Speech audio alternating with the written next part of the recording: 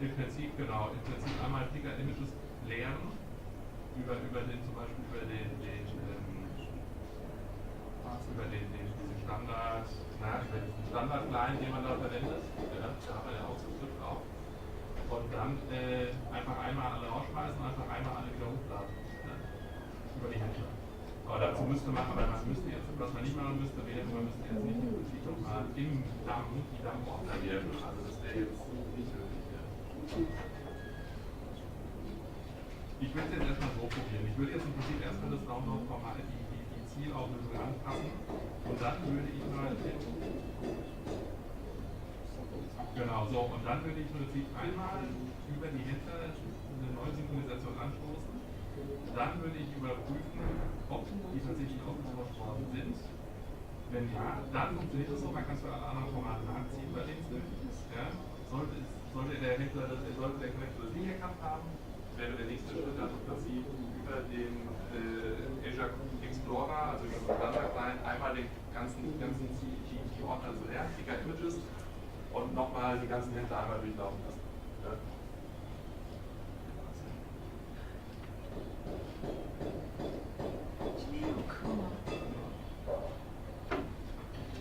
Das ist, es gibt oben einen extra Menüpunkt, der nennt sich Backstage. Im DAM. Nicht im Konfigurationsmanagement, sondern im DAM. Also da gibt es Unternehmen, also da wo jetzt zum Beispiel der Ordner, der neueste Tab, auf der rechten Seite ist der Backstage. So, da drauf, ganz genau. So, und dann gibt es noch zwei definierte Master. Richtig, dann Error Master. Da liegen jetzt die ganzen Händler. Da müssen wir jetzt da die ganzen Händler ein. Wenn dieser Händler, da gibt es relativ weit oben, den Händler so Synchronisation jetzt ausprobieren.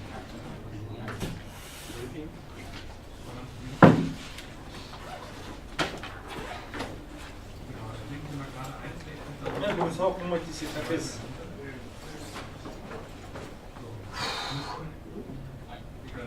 Gary. Muss irgendwie sowas wie ein Synchronat oder also irgend sowas, so ein Reload, sowas mit dem Reload halten. Müsste das so sein.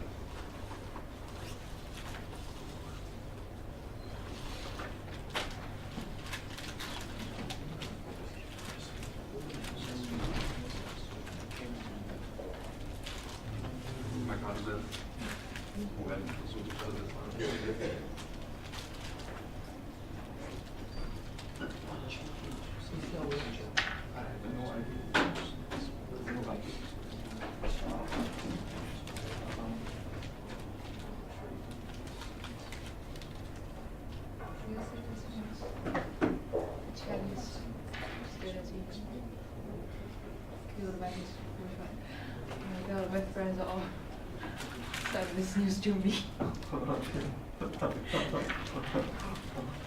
That's crazy work.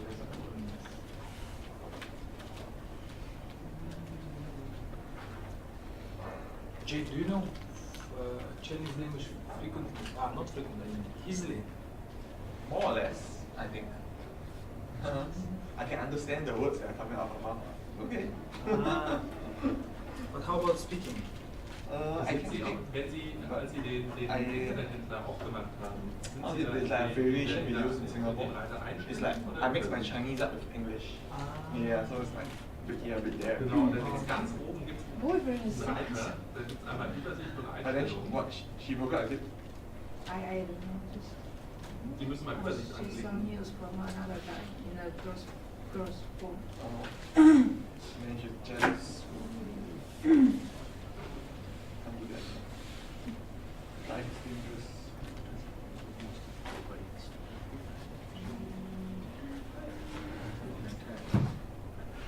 Ja, genau, also da gibt es im Prinzip oben eine Leiste, da sind viele Haken dran. Stagehändler steht auch an und daneben steht veröffentlicht. Немше söylüyordum ama. 9.2016 bis 5.1. Richtig? Ha? Ja, und da drüber, da gibt es nochmal nochmal 2 weiter Übersicht und Einstellungen. Und für diese Übersicht ist das nicht. Muss es so traurig ist. Ja, genau. Und das ist angeklickt. So, ganz genau. Und da sehen Sie, ja, genau. Das einfach nochmal, also den Download-Format ändern und dann den nochmal einfach mal anklicken, dann überprüfen, ob der Connector das erkannt hat. Falls nicht, Picker-Images lernen und die ganzen Sachen nochmal durchlaufen lassen. Okay? Super. Gerne. Wieder, tschüss.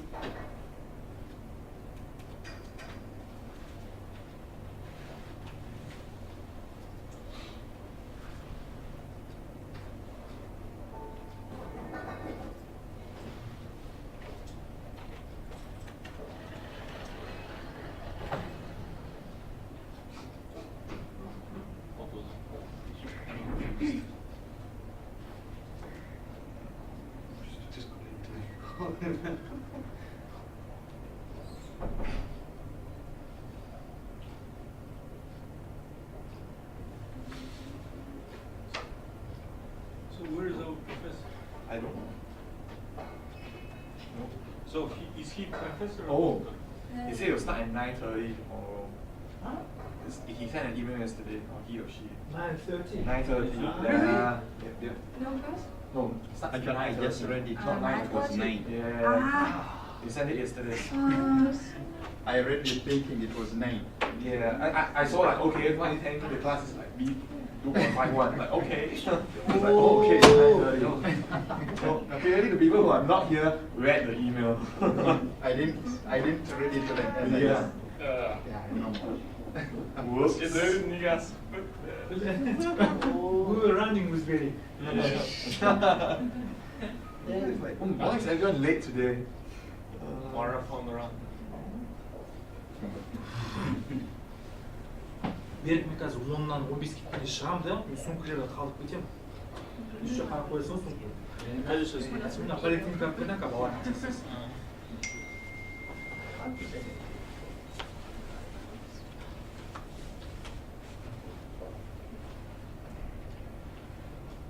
Does that mean we're finishing half an hour later, or it's still 4 o'clock?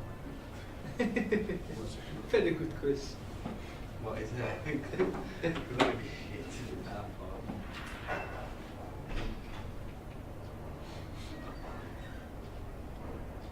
When did she send it? She was yesterday.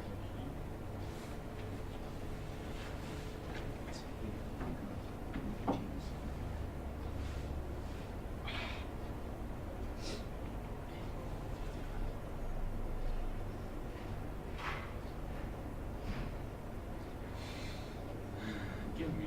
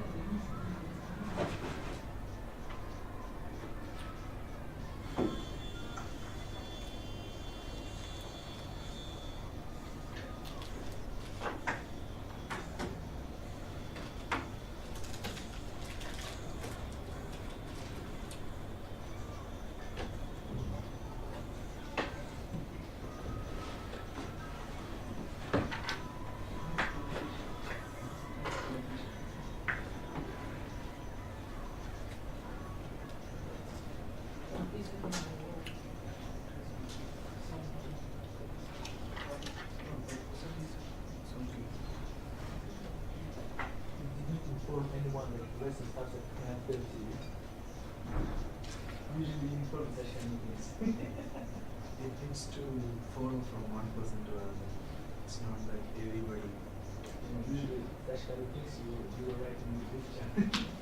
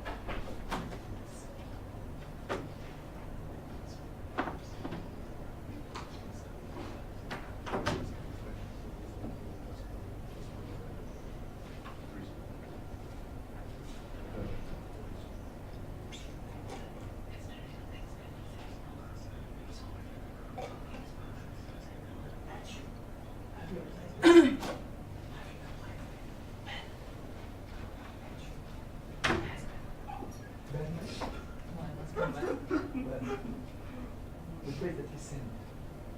And it's template. So you apply? No. Well, for me, I'm not looking that level. Not looking. So you want more high. But what's the level was there? What level was there? That's old.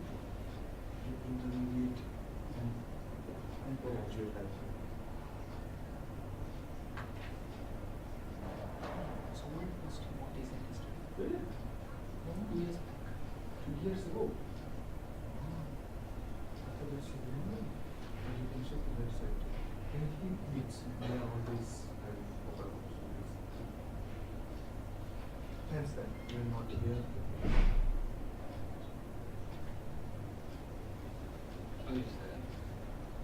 What time is it?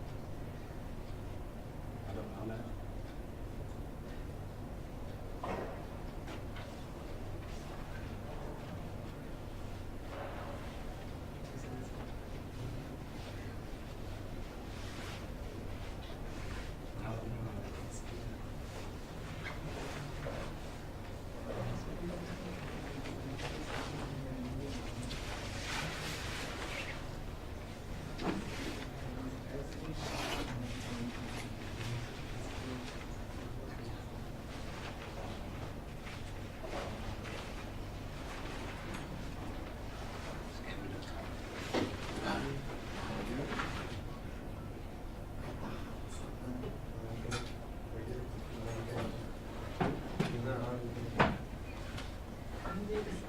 Izquierdo.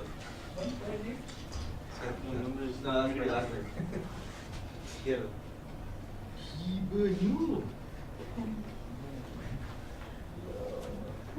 What are you showing off, man? De Espanha? She's just a little Плов? Ну, плов пане. Фига себе, қатысты. Менің істеген плов болған жоқ қой. Обычно осында не болады? плов пен. Is this your future? Жоқ, мына ішінде плов пане. Я вижу.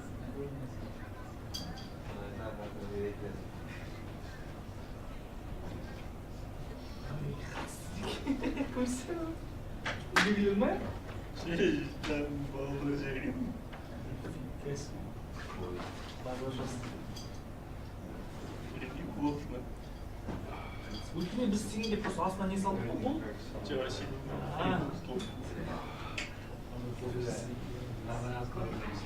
Сен қарындашып отырсың. Тамақ қарап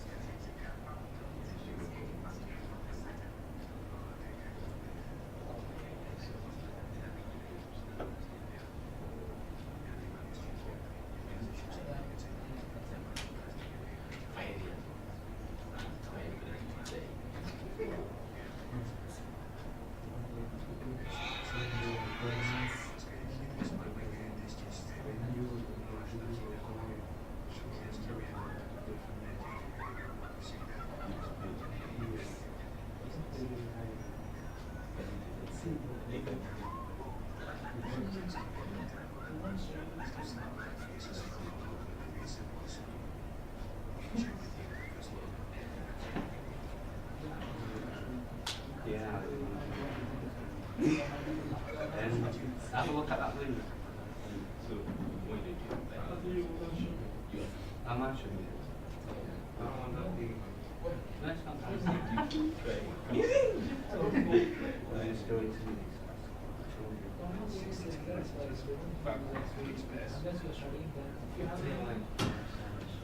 I'm hungry as well. But I might just wait till 1. At 1.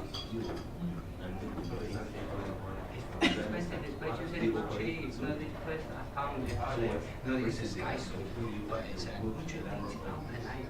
And then they give like 4,000 pesos per night. Per night. Per night, just one night. Because I can't all the way down to your night, day 14. No, it's a villa. But it's a sky suite. That's way. And then we'll be that's we'll have that. Oh, you will. When I show you the two and it's in there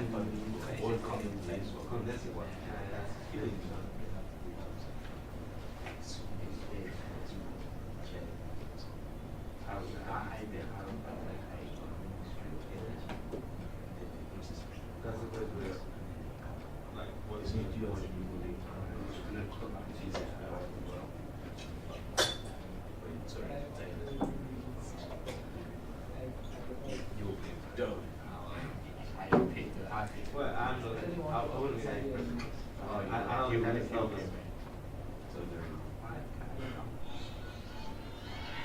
Richard, can you finish your literature review? It is not very practical to finish now. Just put it like this. Something spectacular. It's fear. He said, hi, bro. Or just text him.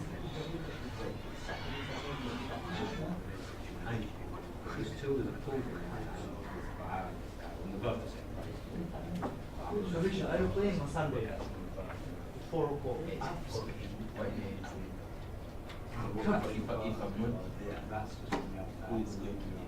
I'll be a coach. Spectacular. Where is the price? What? 4,000. That's the But it's the same price, but it's then this one's obviously that's got better facilities for the other one on top. This undecided. Like this one looks better, but the other ones are like it's on top floor, like it's a sky suite. I was Which one? the one with the Yeah, me too. That's what I just watched. I wish this was exactly what I'm doing. Oh, it's not one of these. How nice is that? I think I picked a good one. Is that how is that one? I didn't mind. One thing. that's not it's not really good to see It's the fact that but if you were in the city, how high is it? Давай быстрее делай. I think it's like what 34. Давай быстрее делай, Макс. It's quite high. It's quite high. Like you can see from the photo, so above that. So I get from different buildings.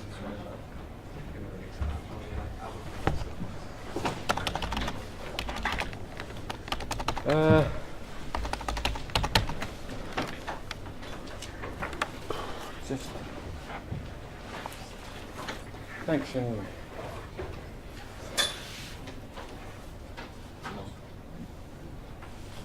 Is the marine, yeah? Pipeline is on. So is this the way you use it? I mean, it's new to me, but This is the first time you are in this room, or? Really? Yeah, okay. That is a new arrangement. That's fine. it's better.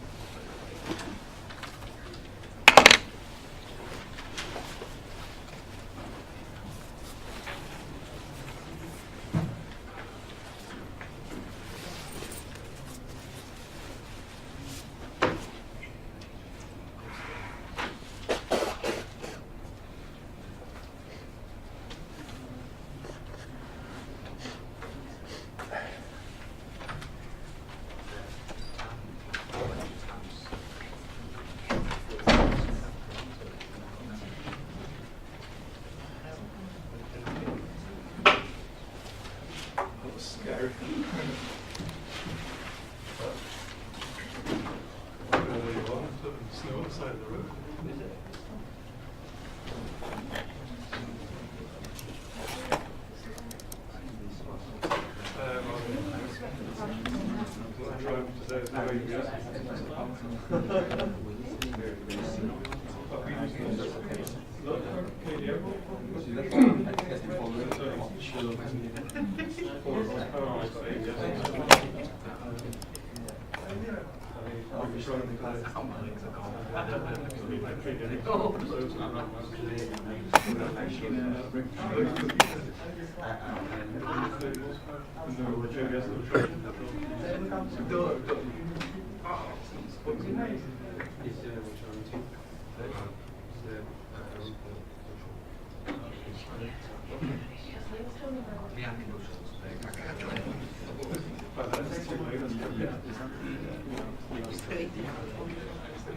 Yeah.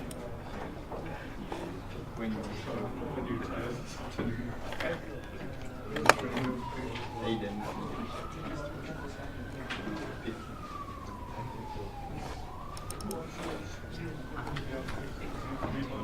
That's when we have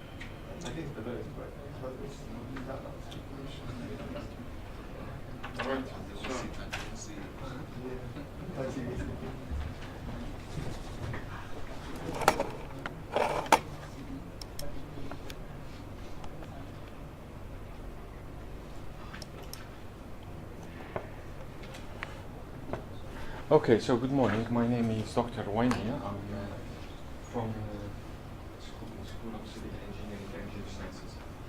So I mainly teach and do research in geotechnical engineering. So this part of the module is about soil characteristics, soil behavior, understanding soil material properties. So at the end of the day, your pipeline will be varied in count. And it's good to know this mechanical, physical properties of soils. Okay, but before I do that, I would like to go very quickly. I'm sure that other colleagues have introduced this topic, but a very brief introduction. You can stop me and ask questions if you would like. So just go. This is like a brief introduction to my part. So in this overview, I'll just go through background introduction, why we need to know about these physical properties and mechanical properties of soils. Just go through the loading on pipelines. I'm sure you know what are the types of loadings, yeah? I'm sure you'll. Then ground movements due to tunneling, to upheaval, buckling, and so on. Then what are the analysis method of pipelines? Research areas, what is being done now in terms of pipeline engineering. The role of geologists and geotechnical engineers. I'm not sure any of you is geologists or geotechnical engineers. No? How many of you have done geotechnical engineering? No? So all of you have done mechanical engineering? Maybe from mechanical engineering as well? Okay. So, and then I'll do summary, and then I go back to the main topic, which is about soil behavior and soil characteristics. So we know this is not updated slide, written a couple of years ago. We know that when you look at gas pipeline network, we know that transmission network is made of up to 6,000 kilometers of high pressure pipelines. up to 95 bar, and 1,220 of 1,220 millimeter diameter. That's a large pipeline. In terms of distribution network, we know that there are around 12,000 kilometers of pipeline, a transmission pipeline carrying fluids between 7 and 35 bars, about 5,000 kilometers of pipeline carrying transmission bar for 2 to 7 bar, and about 250,000 kilometers for pipeline less than 2 bars. And the total length is, in the UK, we are talking about the UK, surrounds the Earth 7 times. So it's a large network, it's a huge network. This is transmission network. If you look at the water industry has more than 70,000 kilometers of mains and sewers, enough to stretch the moon and back. So this is just in the UK. This is an old slide. I'm not sure if Transco gas transmission still exists. Transco, I'm not sure. I got this information from Transco. So we look at the pipelines. 18,000 kilometers of pipeline are made of steel. 100,000 made of polyethylene. Another 100,000, around 100,000 made of cast iron. 21,000 kilometers of pipeline made of ductile iron, steel again, and other, and the total is 250,000 kilometers of pipeline made of different materials. So this type of materials, when you put them in soils or you bury them in the ground, they interact with the ground, and they can be subjected to different loading conditions, and then they behave in a different way. So if you look at ductile iron and steel, they will behave in a completely different under the same loading conditions. So water and sewer systems, they are made of cast iron, ductile iron, polyethylene, again, PVC, steel, sometimes concrete, sometimes clay, and so on. So these are basically the types of materials that steel can be made of. So what are if you design this pipeline, so what are the loading conditions that we need to think of? First one is internal pressure. So these pipelines will be carrying fluids, gas and oil, and they will be subject to possibly high pressure, high temperature. So you need to look at internal pressure inside the pipeline. And then when these pipelines are buried in the ground, they will be subjected to what we call soil overburden load. Basically, that's the load above the pipeline. So this has to, pipe has to resist this overburden load. So at the same time, as I said, you have internal pressure due to pressure temperature. So the pipeline tends to raise up due to this cyclic behavior in pressure and temperature. So we have up here the little backing, which works against this crown load. So the two has to be in equilibrium. There is also a range of ground movement loading that buried pipelines can experience as a result of this interaction between pipe and soil. So those are the possible or the range of ground movements, starting with seismic activities. So if you bury your pipeline in a seismic active region, they will be subject to seismic loading. If your pipeline goes through a geological fault, say, it will be subject to like shear forces, dewatering, ground movement due to tunneling, for example, landslides, marine landslides, or earthquake-induced landslides. And imagine your pipeline is buried in that slope. So if it's subject to marine landslides, then the pipeline will experience like ground movements and stresses and so on. So if your pipeline is just adjacent to a nude the excavation or trenching. It will be also subject to ground movement. Trenching, embankment construction, traffic loading, and so on. So those are this is basically the range of ground movements that you need to think about when you design your pipeline. So starting with the first one, which is the seismic activity. So here it's a pipeline, initially buried in the ground and then ended up in this position. This is due to liquefaction of the ground. So after the ground was shaken, so the soil liquefied, and then you end up with this shape. Have you heard about liquefaction? Yes, liquefaction of the ground. So I'll explain to you later on. It's just basically you have two terms. You have the two terms competing against each other.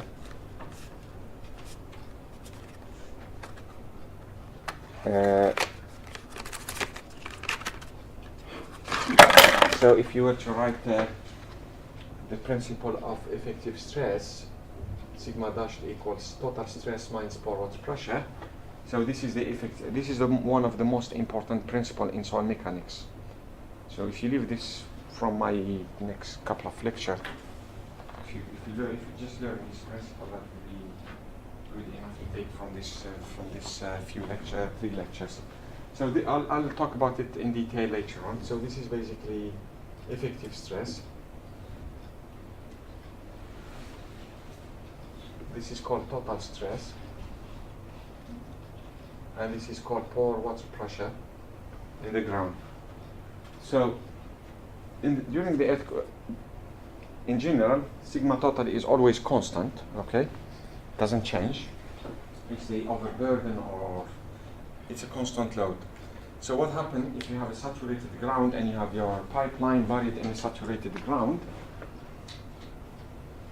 Okay, so during an earthquake, so if you shake this ground and if it's fully saturated, because this is constant, you end up with a pore pressure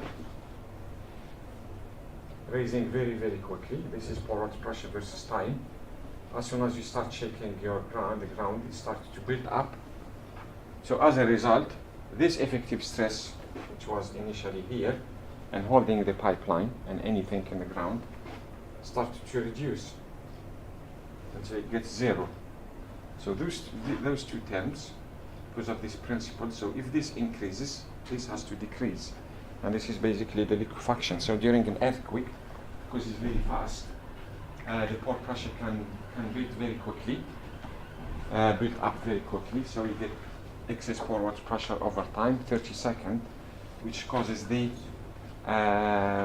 effective stress to drop. And basically the effective stress is the stress that holds your structure in the ground, so it's the contact between the particles. If that is lost, then that's it. The ground will behave as a fluid, viscous fluid, and a pipeline, for example, which was buried, will end up in that situation. I'll talk about the principle of effective stress later on when I finish this introduction. So the next ground movement. Excuse me. So this stress you're talking about is from the soil itself, nothing to do with the internal pressure? No, this is from the soil, yes. Purely from the soil. Yes, yes. So that's the stress around the pipe from the soil. So if you know the unit weight, the saturated unit weight, so here this pipeline would be subject to vertical stress equals gamma sat times the depth Z, and the forward pressure would be unit weight of water times Z. Okay, so this is just the stresses in the ground, okay? Nothing to do with the pipeline. Okay, the other ground movement that can be, that the pipeline can be subjected if is geological faults. You see, can you see here geological fault?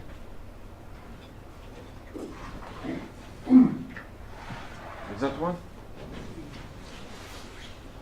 Yes, it's here. So if your pipeline is going across that geological fault, you would expect ground movement to take place. I'll show you a better picture of a fault. I mean, this is the one. This is a fault here. And if you design your pipeline to go across this fault, then if there is any movement in the fault, then your pipeline will be subjected to this huge shear stresses. Crown hole, which is basically the ground collapses due to existing mining or old mining. Have you heard about that? Problems that ground can collapse due to old mining activities. So that also can subject your pipeline to ground movements, to stresses and strains and so on. So you need to take that into account.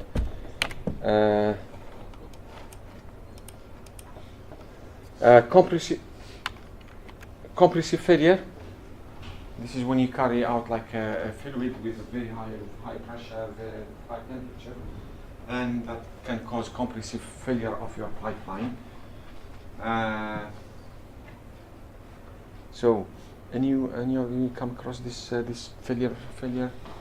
No, I'm sure you have pipeline in the past. No. No? So what have you done in your past mechanical engineering, pipeline engineering? No.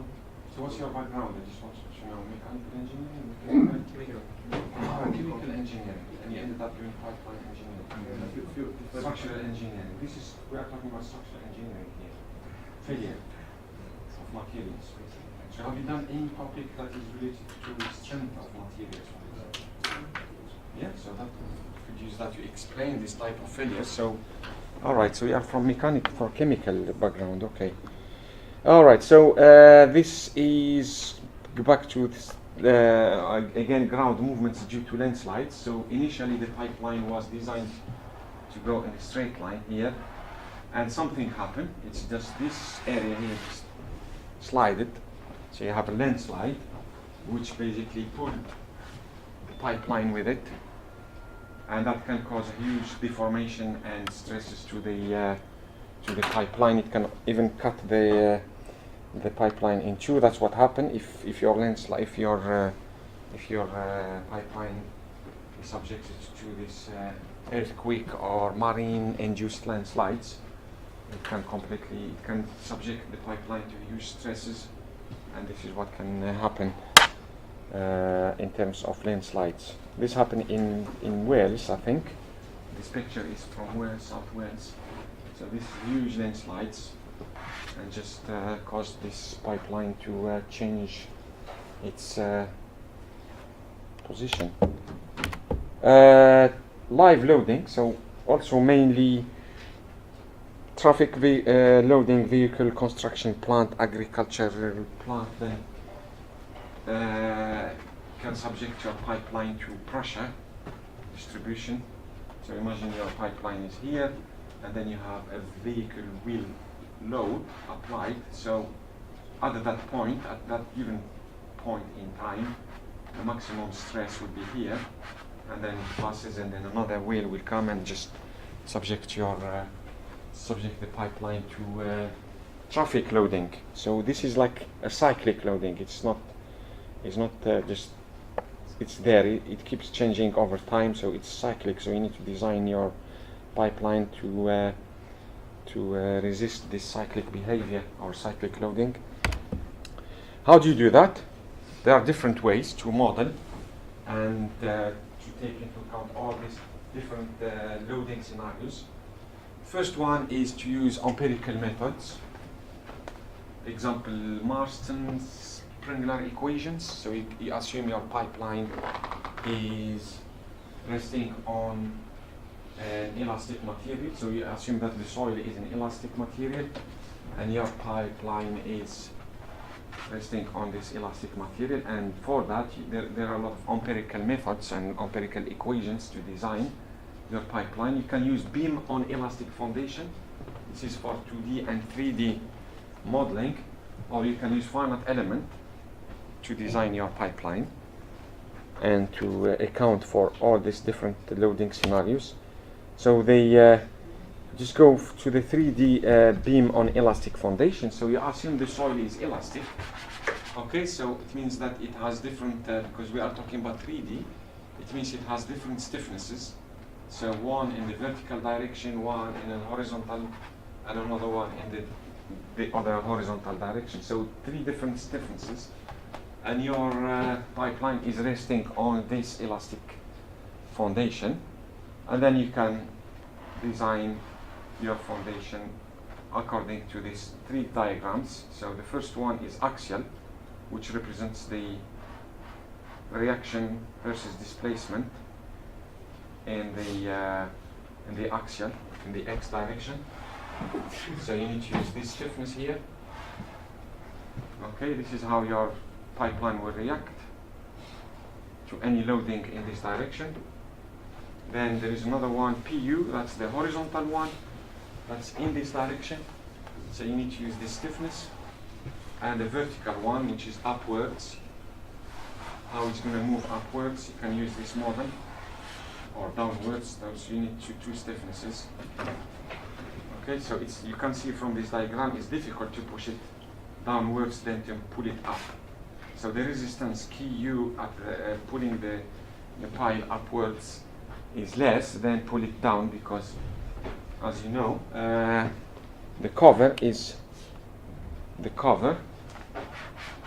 If you pull it upwards, you have only this soil to resist. But if you push it down, you have all this soil to resist. So that's why you get different reaction in the vertical direction, upwards or downwards.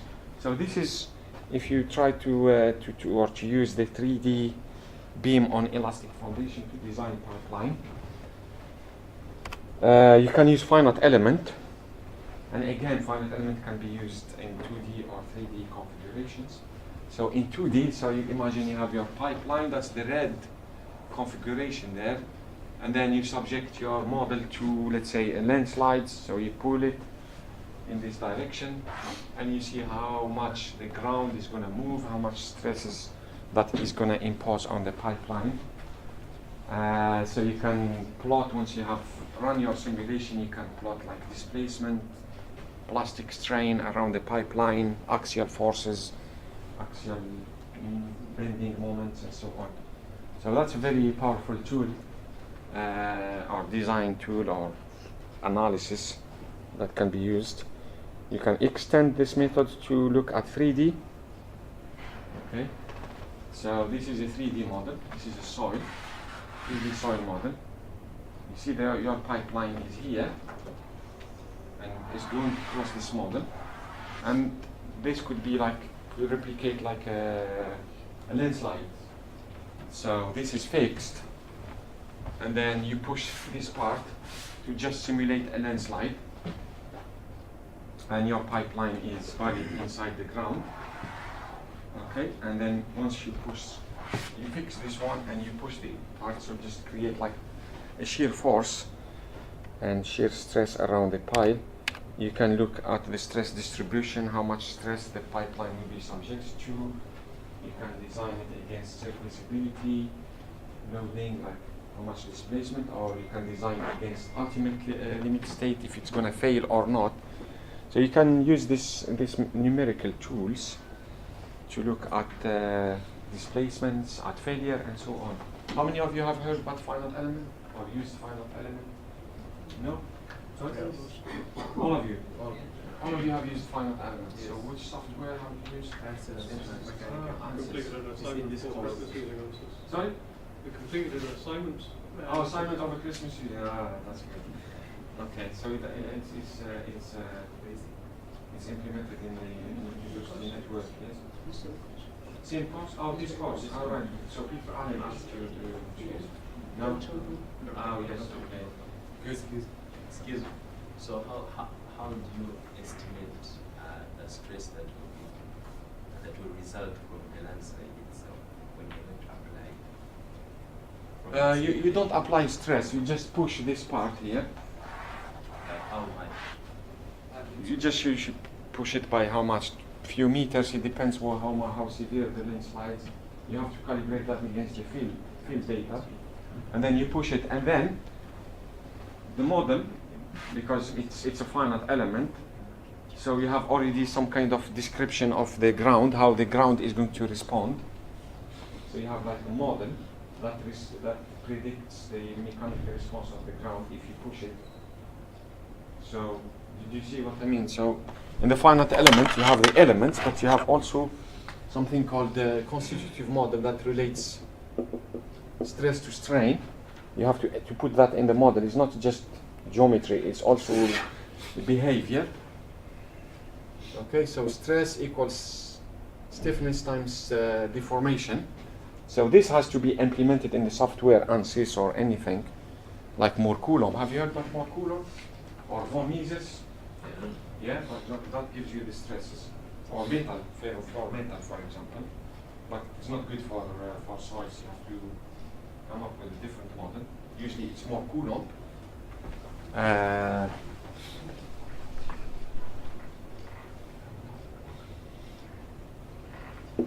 That is that's very known model to use to predict stress and strain responses in soil. So okay, so once you push it, you push your model, create some kind of displacement. So this model will tell you about the stresses around the pipeline, and then you can change that into bending moment, axial forces, and so on. So in terms of how much you push it, this is depends on the severity of the landslides. I mean, you just look at what happened in the ground. How much? I mean, is it push it by a few meters here? I don't know. Initially it was going like that, and then it moved by this amount. So you can push your model that amount and see. Okay, so 3D, then you can do this, use these techniques. You can also do some real field scale testing. So behavior of soil, experimental and constitutive model development. So you can do. So here I'm just moving into the research, into the research field. So what you could do in the research, you could test pipeline in full scale. Okay, you subject your pipeline to to a range of loading conditions. You can see, for example, how this pipeline interacts with the soil in the real conditions. So, which will help us to understand the behavior of soils from experimental, and then you can develop these constitutive models. Okay, you can develop that by just observing this pile soil interaction. We can also look at the behavior of pipe materials in a full scale experiments like this one. How it's going to crack, how it's going to fail. Do you get like compressive failure? Do you get shear failure, and so on? So we can understand the behavior of pipe materials, whether it's cast iron, whether it's polyethylene or PVC, or even concrete pipe material, and so on. So this can help us, full-scale testing can help us to understand the pipe behavior, and again, to understand the stress-strain relationship for this type of materials. And also, finally, use this information to model full-scale finite element and calibrate your model against the full-scale results. So this is what's going on in research, or what you can do in research. Looking in the future, what we need to do is basically we have to improve on soil structure or soil pipe interaction modeling. So we need to understand how pipeline behaves, material pipeline behaves. We need to know about soil behavior, and that will help us ultimately to improve soil structure, soil pipe interaction, and also to and use that to quantify risk assessment of geotechnical hazards, for example, earthquakes, landslides, and so on. So once you have a good model that can predict or predict accurately this pipe soil interaction, you can use it later on in a probabilistic analysis to look at risk assessment due to geotechnical hazards, landslides, rainfalls, induced landslides, earthquake-induced landslides, and so on. We have to also to look, for example, we can use remote satellite monitoring for soil movements, which is being done now. So use GPS to monitor the whole network and see how much movement, soil movement, and geohazards in earthquake-prone areas. GIS, Geographic Information System, for the whole pipeline network, which contains information such as the pile diameter, pipe properties, soil properties, the cover depth, the geohazard, is it in area prone to earthquakes, and so on. So it is being done. So basically, remote satellite monitoring of the whole network. Yeah, have you come across this? No, you're not doing these things. So it can be done using GIS. You can monitor the whole network, pipeline network. In terms of research, instead of using finite elements, which is considered to be like a continuum model, we can use discrete element modeling. So we can model particles instead of having like a continuum. We can use a discrete element modeling. So you look at each particle, the contact between here your pipeline, then you compress the soil, and you can apply it to different loading scenarios. So this is still in the research area. As you can see, we are trying to model every single particle here. So in terms of computing time and CPU time, it takes a lot of effort to complete this simulation. So this is just possibly at the research level, if you are interested to do research in this field. So just very quickly tell you what we think, or what the role of geologists. I'm sure you are not a geologist, but you may end up working with geologists. So it's to find more natural gas and oil, identification of they have to identify, geologists have to identify to us what are the geological hazards, earthquakes, and so on. And then they have to do geohazard risk analysis, and then they help us to plan the route of the pipeline. This is the role of geologist. Now the role of geotechnical engineer, like me, I deal with geotechnical engineering problems. We have to use models to predict ground movements. We have to do things like site investigation. We go in the field, take samples, take them to the laboratory, and test them to obtain material properties that will feed into this modeling exercises. So site investigation and determination of soil properties. We have to calculate, we need to calculate the soil restraints, which means the forces, the displacement around the soil. We need to understand and model soil pipeline pipe interaction.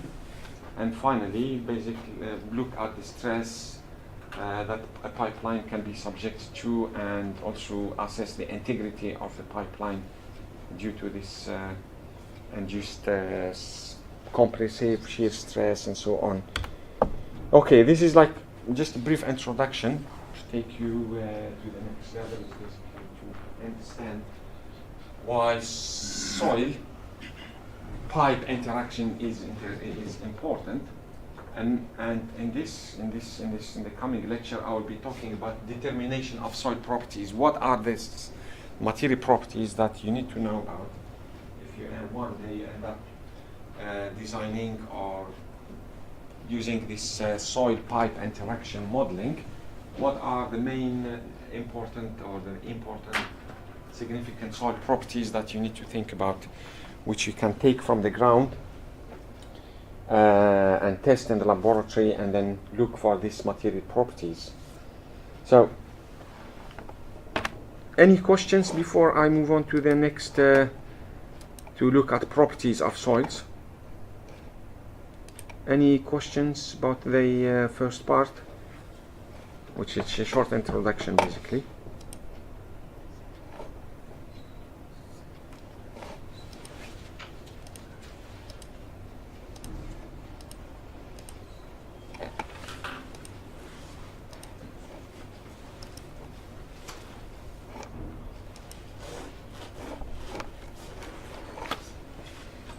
Okay. Oh, you can't see from there. Okay, so let's start from here. All right, so to carry on then, this is the lecture that will introduce these mechanical properties. But first, I mean, I'll just go through it again. As I said, a geotechnical engineer, sometimes he's called geomechanics. Geomechanical modeling, geotechnical modeling, we just use these terms to mean the same thing, is basically the study of engineering properties of soils and rocks. So I forgot to say that your pipeline will be buried in rocks as well, or not. So, and we know that all structures must be supported ultimately by the earth, like your pipeline must be buried in the earth and supported by the earth. If you think about a footing or a pile that is installed in the ground, it must be supported by the earth, that is the soil or the rock. And because it's going to be supported by the soil, by earth, you need to understand about two things. First is the stability of the structure. If your structure, let's say you have a platform, offshore platform in the sea, and it will be supported by piles and so on, is it going to be stable? And that stability is basically controlled by the soil in which the structure is built on. So we usually look at the stability behavior of any structure depends on the support. So we look at stability behavior of soils and rock and the influences of building foundations. Like, I mean, I know foundation, pipeline is not a foundation, but it's a structure. So you need to look at the stability of those structures. So in addition of, but that's not possibly not your field, in addition of using the soils and rocks as a support or to our geotechnical system, we use soils and rocks as construction materials. I'm sure you can use them as a construction material to construct roads, embankments, canals. And in this case, you are more interested in not in the stability and failure, you are more interested in a displacement, how these roads, how these embankments are going to displace, because you have to limit the displacement to carry on, to maintain the functionality of these roads, of these embankments. So in this case, we talk about the displacement. So if you talk about failure and stability, so if we talk about stability of your stability and also serviceability state, which we call here deformation maybe. So if you are interested to know, to quantify or to model stability, you have to know about the strength. What is the mechanical property that you should be interested in? Strength. If you are interested in how the ground deform and how much is going to deform, how much your road, how much your pipeline is going to move by, in this case you need to know about the stiffness.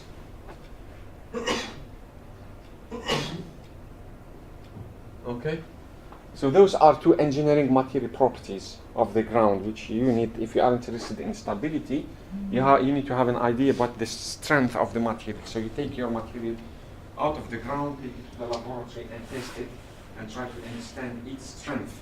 How much is how much this property, how do you quantify this? If you're interested how much your pipeline is going to deform, to displace, or your road, you want to understand how much is going to move when it's subjected to traffic loading. In this case, you have to take your sample to the ground, to the laboratory, and measure the stiffness of the material. Okay? And you can understand these properties by developing three things. For example, strength, compressibility, which can be also understood as a stiffness, how much is going to deform and compress and displace, and also permeability and water effects. It's the movement of water in the ground also that is important, and this is only for that reason that the effective stress has this component, which is pore watch pressure, which lead us to study this permeability and water effects, because we want to know what is this pore watch pressure, how much this pore watch pressure in the ground. So permeability and water effects is also very important. Okay, so what is the relationship of this field of geotechnical engineering and geomechanical engineering to other geomechanics to other areas of engineering. So I said this early on that geomechanics or geotechnical engineering applies the strength of materials. Okay, so you know, I'm sure you know about strength of materials, stress, strain, forces, and so on. However, to study this part, the fluid part, we can borrow few concepts from fluid mechanics, and then in relation to the behavior of water in the material, voids, because we have voids between the particles, so void spaces in which water exists. So we want to, if you want to understand how water behaves in these void spaces, we need to borrow a couple of concepts from fluid mechanics to help us study fluid flow of water in porous materials. So can you give me an example of fluid mechanics, equation from fluid mechanics that we might or we could borrow to analyze fluid flow? Darcy's law, for example. Have you heard about Darcy's law? Yes. Bernoulli's equation? Yeah. Yeah, so those are the equations that we can take from input from fluid mechanics and use it in our field. And I said early on something about geology. So some knowledge of geology is necessary to enable engineer to make a sound judgment. If you look at the rock or soil, you say this is clay, this is silt, this is sand.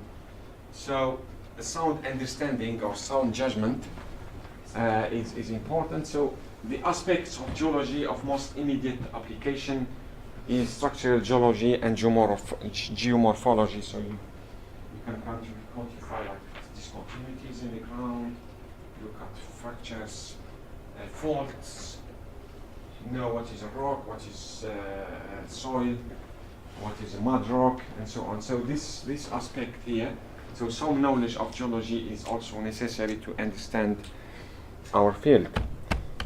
Okay, so here give you 2 or 3 people who contributed in this field, geotechnical engineering. Coulomb, I mentioned here.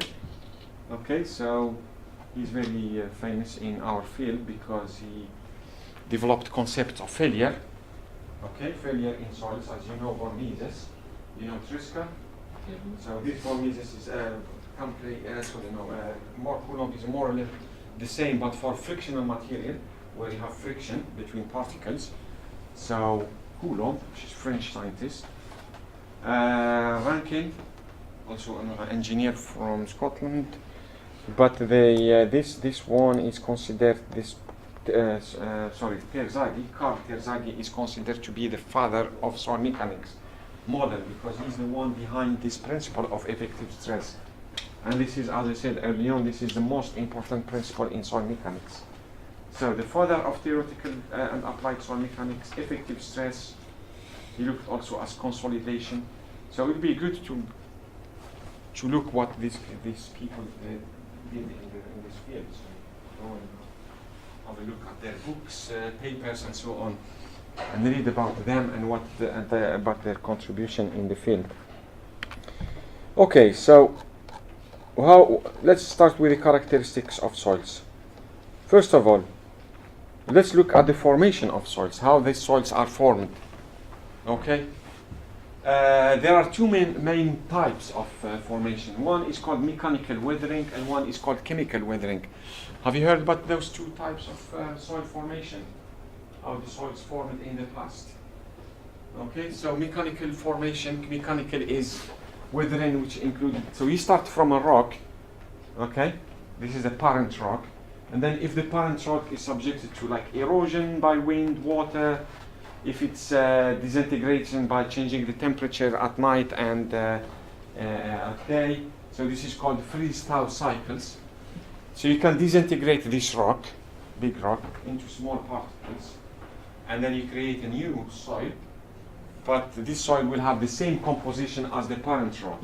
So this resultant particles, after this mechanical process of weathering, you end up with a soil that has the same composition as the parent rock, but it's different. In the particles are smaller. Now, chemical weathering is different because you have chemical reactions. of the rock minerals with acidic and alkali water, you can have like oxidation and reduction. I'm sure you know because I have done chemical engineering. And in this case, because a reaction took place, the resultant particles are different. So basically, the chemical composition of this new soil is different from the parent rock, because of this chemical reaction that have taken place. So, physical weathering or mechanical weathering results in a single grain structure, as shown here. So you end up with big particles, small particles, smaller particles, and you see here, you can see the space between the particles, and that space can be filled with water, of course, or it can be filled with air, or it can be filled by both. So if there is nothing in that void spaces, it means the soil is dry. So if the void space is fully filled with water, then the soil is saturated. In between, if you have water and air, the soil is partially saturated, and that's more difficult than saturated. Okay, because you have two phases. You have air and water, and then you have the solid phase, which is solid particles.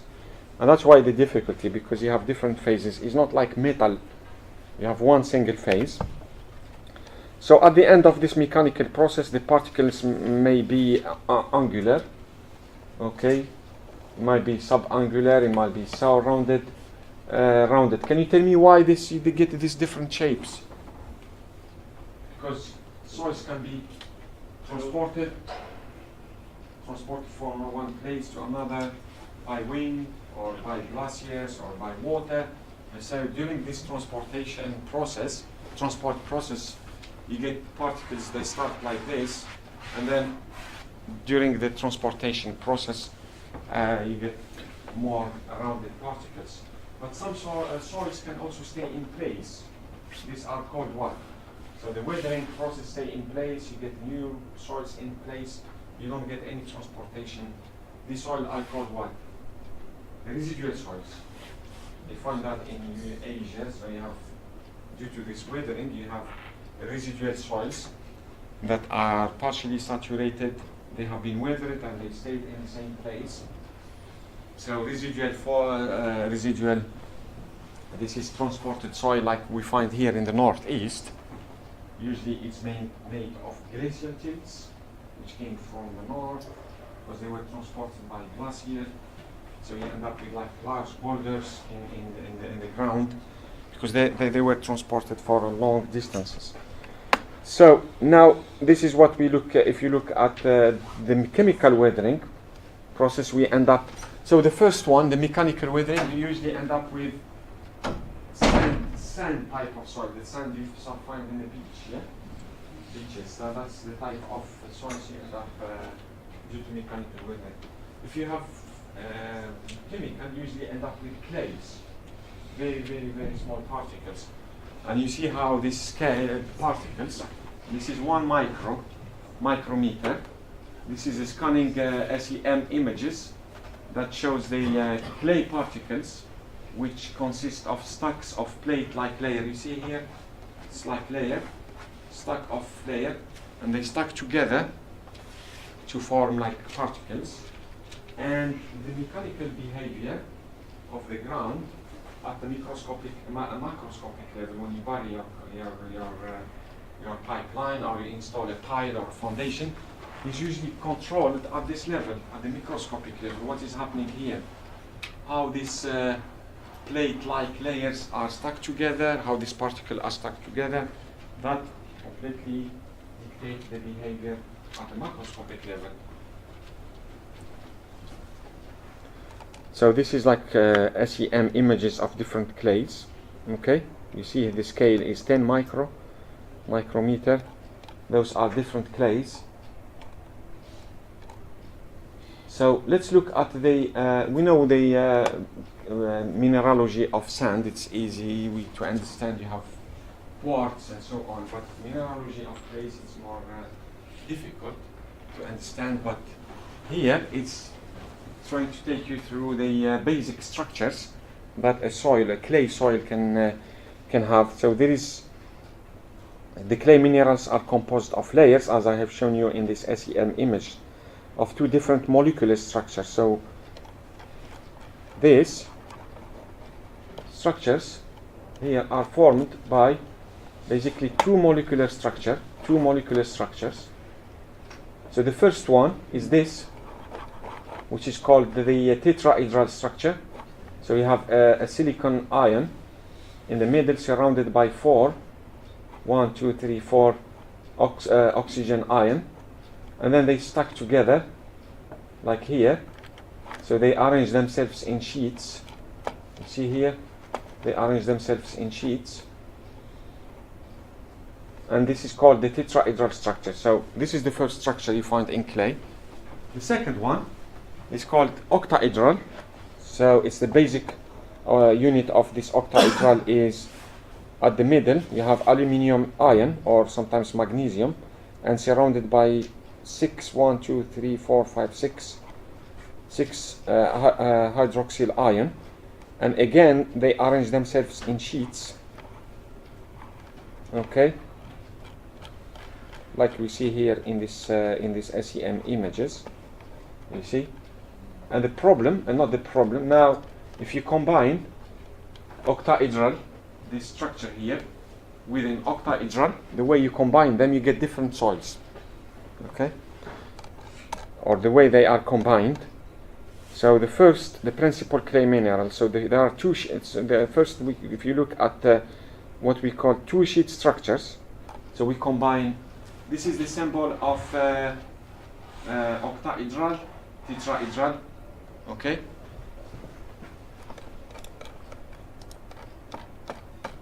So this is usually represented by this shape, okay. This is called tetrahedral structure. This is called octahedral structure. This is tetrahedral,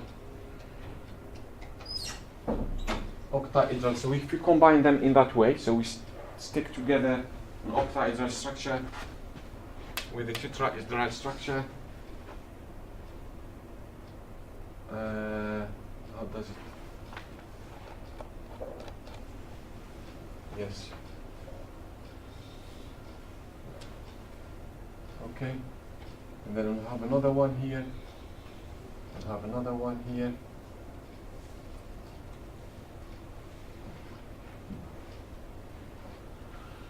Okay. So we have octahedral, tetrahedral, tetrahedral, and so on. Now we have to look at the bonding between the two. What's happening at the interface? What's happening at the interface between the two? That's what's going to control the behavior. So in this case, if they are stuck together and the interface is made of hydrogen, okay, bond, then you get a type of clay which is called kaolinite. Have you heard about this clay? No? Okay. So I'm trying to explain to you at the microscopic scale and then upscale these properties and look at. So this is what is happening at the microscopic scale.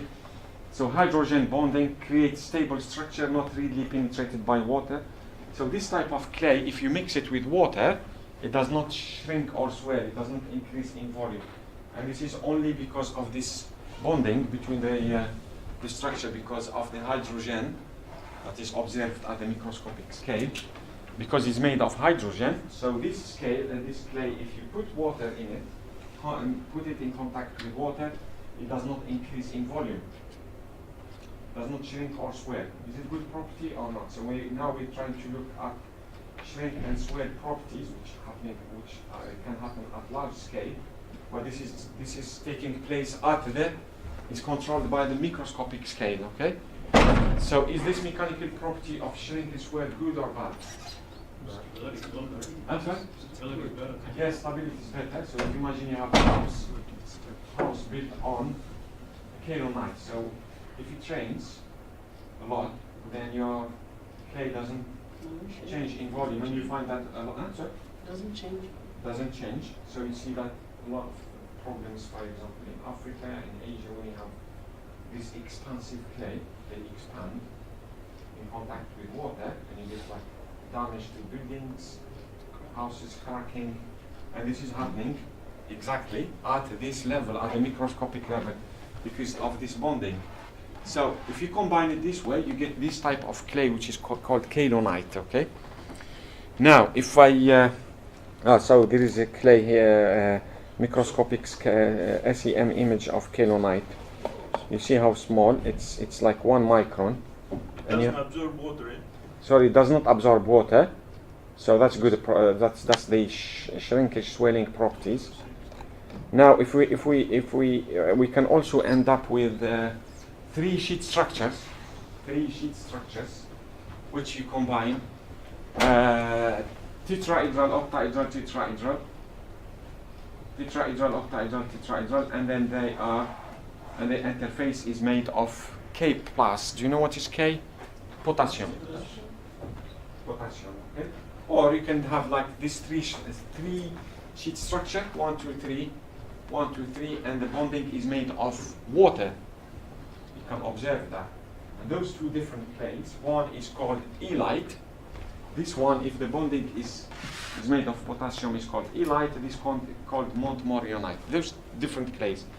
However, these clays, if they are in contact of water, they expand and shrink a lot. Especially this one. Okay? So kaolinite, imagine you have a foundation installed in kaolinite, and then you put this clay in contact with water. This clay have the ability to expand 15 times its original volume. Okay? And then that can cause huge stresses on your foundation, on your pipeline, because of this expansive property. So it can expand 15 times its original volume. Imagine you have like a cubic meter of clay, and you put water in it, it will expand 15 times its original volume. And that can cause a huge stress on the footing, on the geotechnical structure that is buried in the ground. Okay, so this is just to take you to the first one of the property, which is the shrinkage and swelling characteristics. So elite exhibit greater tendency of water absorption, and then they have like a greater shrinkage and swelling characteristics. They expand and shrink. Now, if you remove water from these clays, what happens is the opposite. They shrink. That's why you see these cracks in the sorry. Where due to, like, for example, climate change, I mean, you see the clay crack. Have you seen? I'm not sure which country you see that, but mainly in hot countries, you have soil and then you see cracks in the ground, but just at the surface, okay? And that is due to shrinkage of these clays, because they change in volume. If you extract water from them, which is due to heat or something, then they tend to crack. If you add water, they tend to expand. And these properties are controlled at the microscopic scale due to this bonding between the structures. Okay, so in general, this is in a general observation. So in warm climate, you end up with kaolinite is the dominant clay mineral. In cold climate, it's the elite that is the dominant clay minerals. So now we move on to these basic properties. Now I have introduced to you this microscopic scale. We know at the microscopic scale we have grain particles, we have water, we can have air, and these 3 phases will have an impact on the physical properties. So soil comprises an agglomeration of solid particles, and the void between and the void spaces can be filled with water or gas. So solid particles or solids, the major solids is the primary rock minerals, like a rock, ranging from a silt clay mineral. That's the size of the particles. It can start with large, older, going back to 1 micron or less as clay minerals. So this is the solid phase. you have liquid phase, which is the major liquid present in soil voids is water. So frequently this water may contain dissolved salt, but we usually from design perspective, in geotechnical engineering, we just consider water. If you are interested in environmental engineering, then you can take into account this dissolved salt and other chemicals. But here we just consider the major liquid is water, and the gas, you can end up with gases in this void spaces. So the major gas is air. It can be also containing another phase, which is vapor, but we just consider air if you have partially saturated soil. So we have air, water, and solid particles in the system. This is what you see in just microscopic scale. You have this blue area, which is a liquid. The red area is solid. This black area could be air. So this is partially saturated soil. Okay. So what are these properties now? How to understand? So, as you know, we have to come up with like a mathematical model. Simplify this 3 phases. It's very complicated. So the aim is to come up with a first order model that looks at volumes, for example, and masses. Forget about, for example, about contact between the particles and so on. So this is like a first order model that looks at volumes and looks at masses of these 3 phases.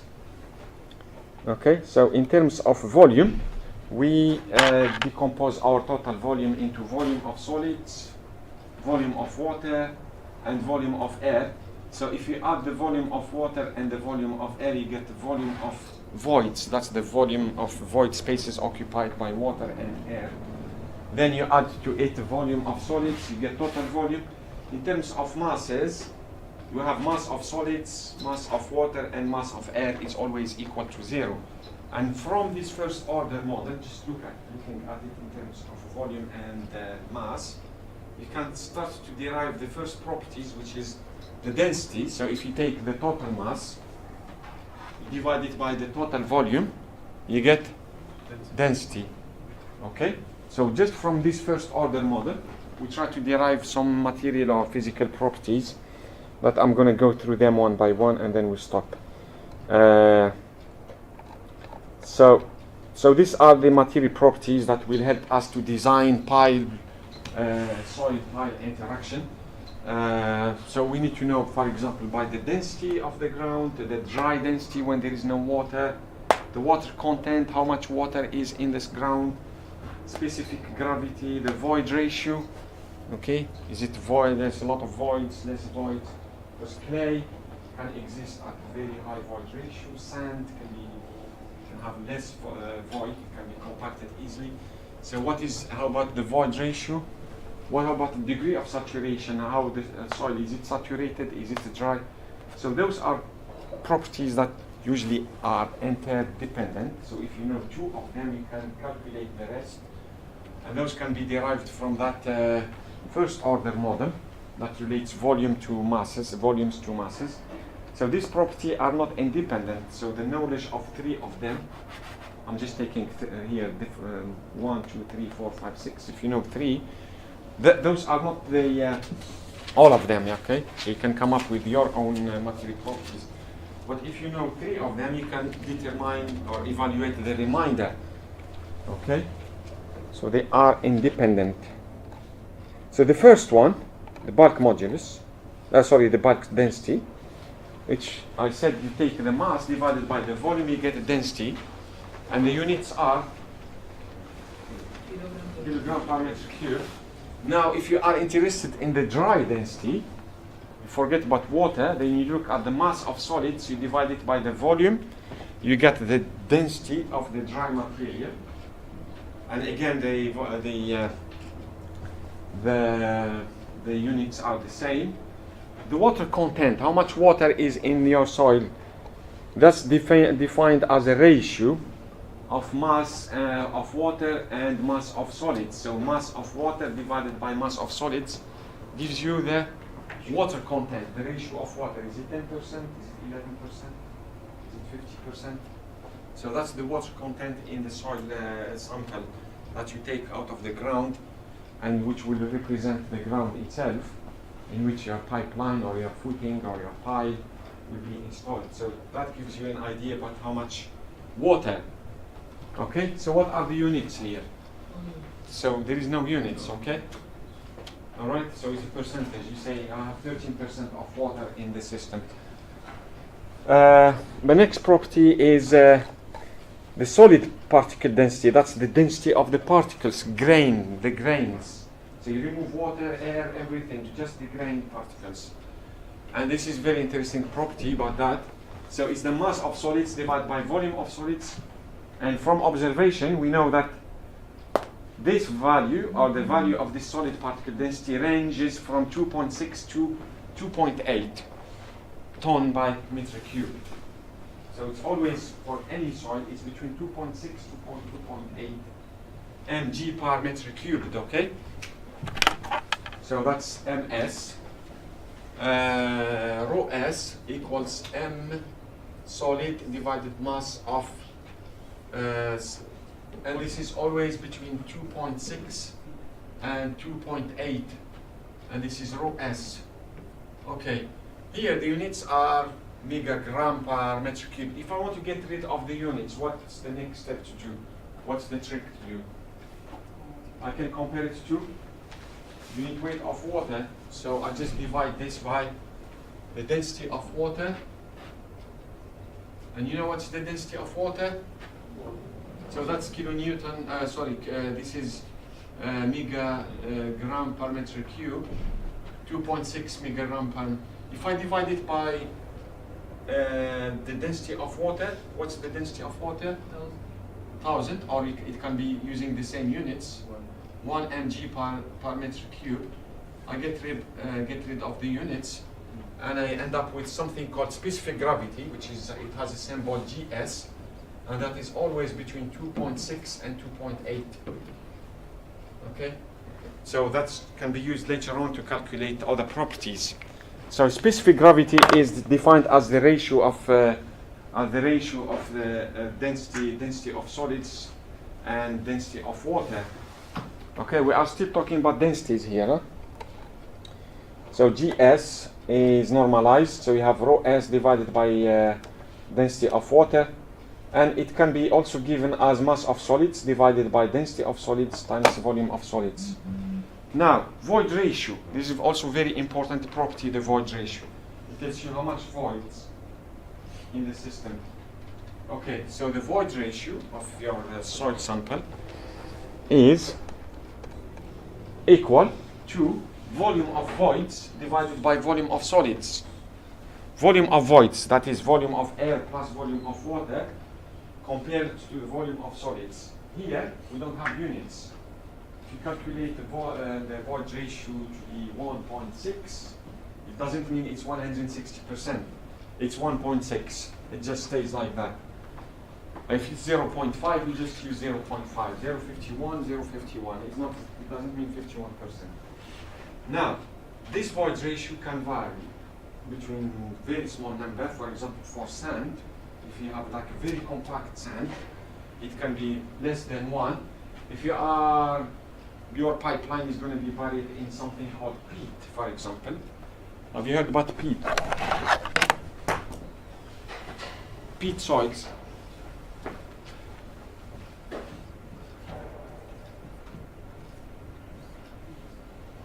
Yes, you find that in Netherlands, for example. Those are soft soils that have very high void ratio, 2, 3, 4. Very soft. Okay? So the void is porosity.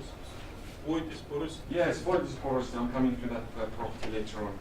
So they have like huge voids, void ratio, this piece in Netherlands. And if you visited Netherlands, you will see they always construct their buildings, their houses on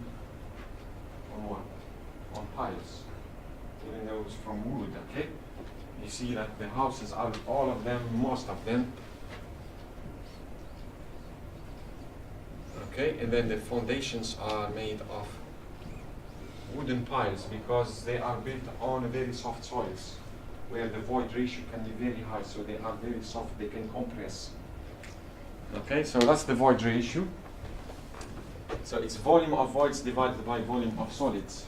Then the degree of saturation, how much the soil is saturated, it's defined as the volume of water divided by the volume of, so it's a volume of water divided by the volume of voids. That's degree of saturation. I can write it as volume of water divided by volume of water plus volume of air, because that's the voids, void spaces. It's occupied by water and air, and this is equal. So imagine you have volume of air equals 0. So you end up with VW divided by VW equals 1. So in this case is 100% saturated.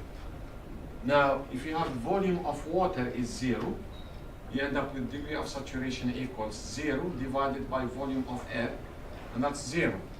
So the degree of saturation ranges from 0 to 100%. It cannot be greater than 100% or greater than 1. So degree of saturation SR is always 0% and 100%. But in the calculation you always use 1, okay, or 0.6, not 60%. Okay?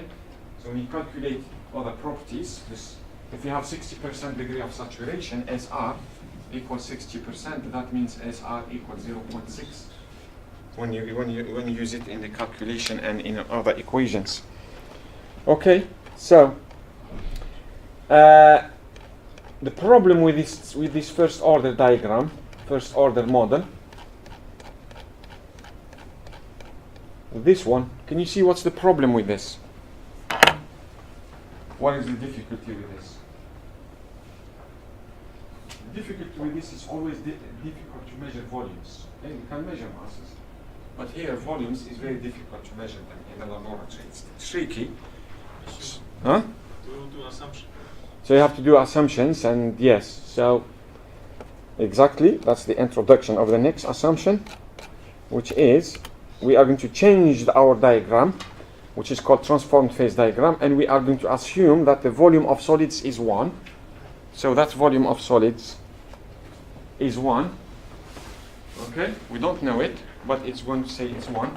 And then you end up with the total volume of your soil sample equals 1 plus the void ratio. And now we start talking about physical properties that we know, not volumes, like void ratio. We know what is the void ratio. So here, if you do that assumption in which we say, okay, volume of solids is 1, then you have total volume equals 1 plus void ratio. The volume of water will be the void ratio times degree of saturation, and the volume of air will be void ratio times 1 minus SR. So we got rid of volumes here. Now we can express the previous equations not in terms of volumes, but in terms of these mechanical properties, like saturation, like void ratio, and so on. And we can repeat the same thing, and so the total volume in this case is called 1 plus E, it's called specific volume.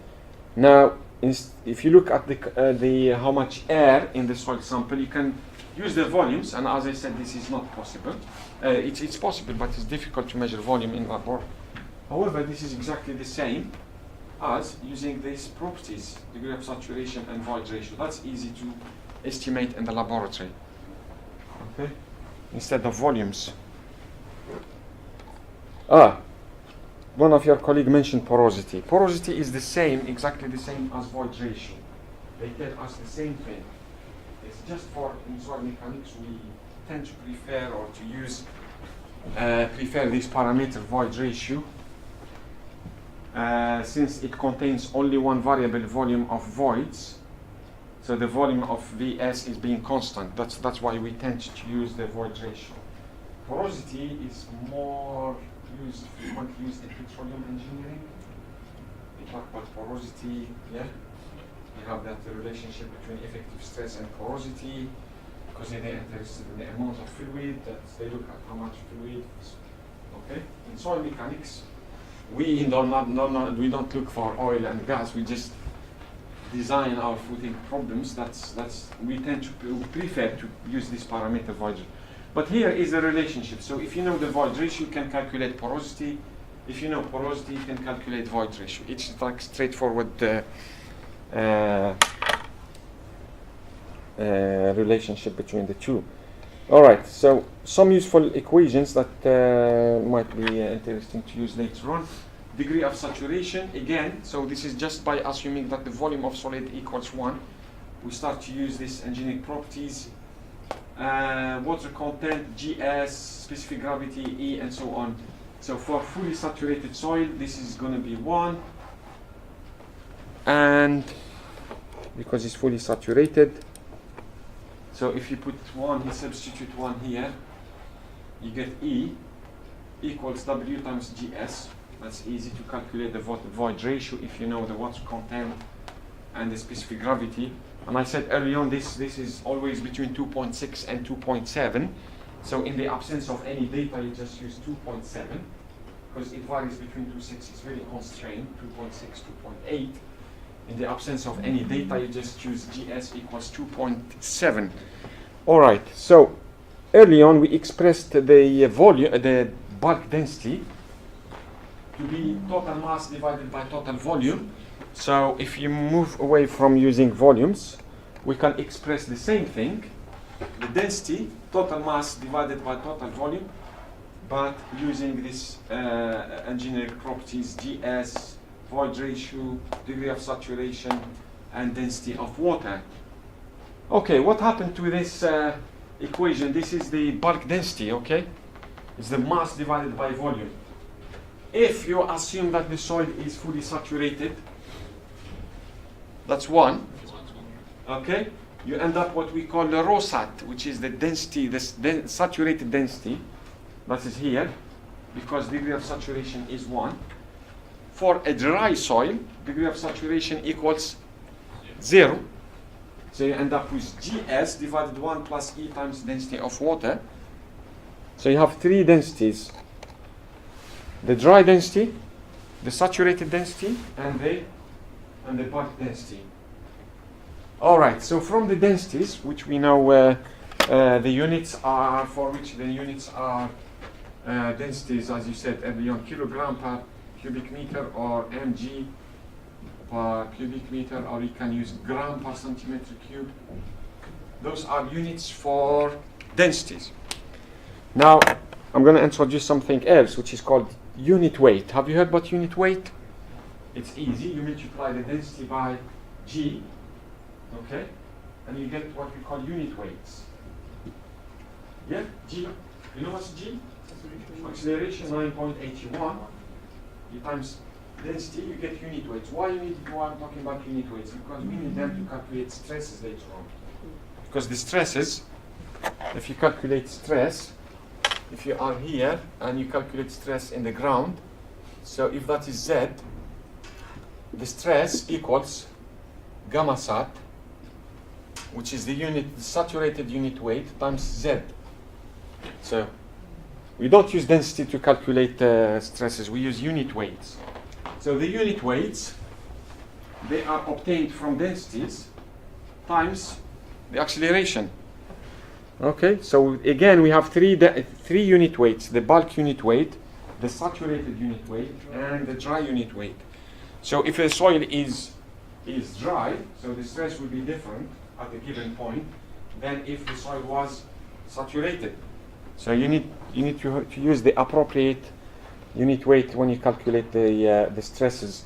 So unit weight equals density times G, and G is 9.81 meter per second squared. So we go back to our bulk density, which is mass divided by volume times G. We said early on we can use SR and E and so on. All we have to do is to multiply the density of water times G. That gives you the unit weight of water. Do you know what is the unit weight of water? Not the density of water, the unit weight. Yes, 9.81. Yes, good. It's 9.81 what? Kilonewton meters cubed, okay? And you can simplify it to 10 kilonewton per cubic meter. That's the unit weight. That's when you multiply rho W times G. Then that's easy. All you have to do is to multiply your density of water by times G, and you get the unit weight of water. The rest is the same. So that's the bulk unit weight. The saturated unit weight, you multiply the saturated density by G, and you get the same thing times unit weight of water. That's why you have to know what is the unit weight of water. It's 10 or 9.81, and then you have the dry unit weight. Okay, so I'm going to give you this example before I stop. Okay, so it's 11 o'clock, so we are going to give you a break for 10-15 minutes. And when we come back, we look at this example. So it's a site investigation where possibly your footing problem or your foundation, your pipeline is going to be installed, and you have this data from the field, and you need to estimate all the physical properties which will be used later on to design something. So this is just an exercise to help you manipulate all these equations that I presented earlier. Okay.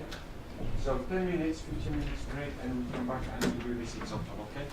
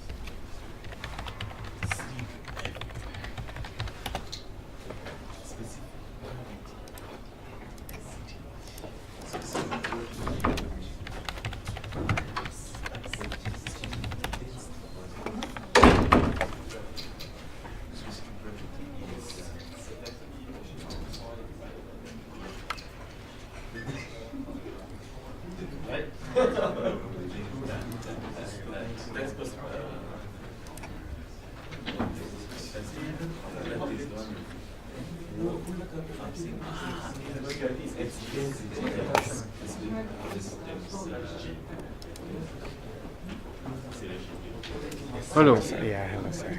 Yeah, I basically wanted just to find out something. Yes.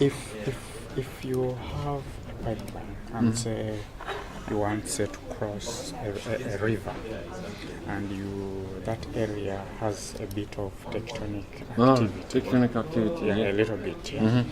And okay, there was this survey back home. Yes. And they were planning to survey along a fault line.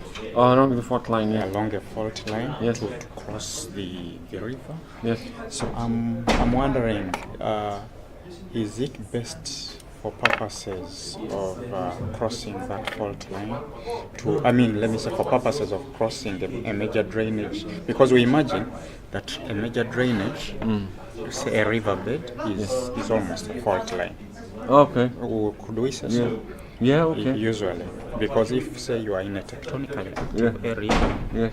I would suppose that drainage channels are usually define themselves through points of weaknesses. Okay, that's true, yeah. So which area you are talking about? This is Nigeria. Uganda, no, Uganda. Uganda, okay. Yeah. Yes. So there was that plan of trying to work, like trying to survey, like do a seismic profile. Yeah, seismic profile. Along The river. a fault. No, a fault. Yeah, fault.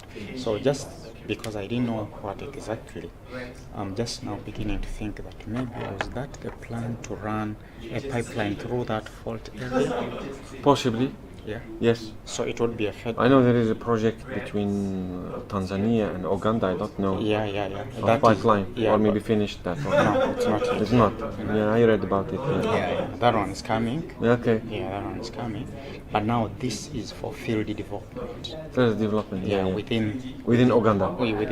within Uganda, because like you have to mobilize these resources Yeah, out yeah. of to a common central processing facility. Yeah. Yeah, so So you are doing that? Are you involved in this project? yeah, Pipeline. yeah, So you're doing MSc here? yeah. Okay, I work for the upstream sector, so Just trying to thinking think. about it. Yeah, I mean, Yeah, you yeah. just, bro. Yeah. Yes, exactly. It's just to avoid going through faults and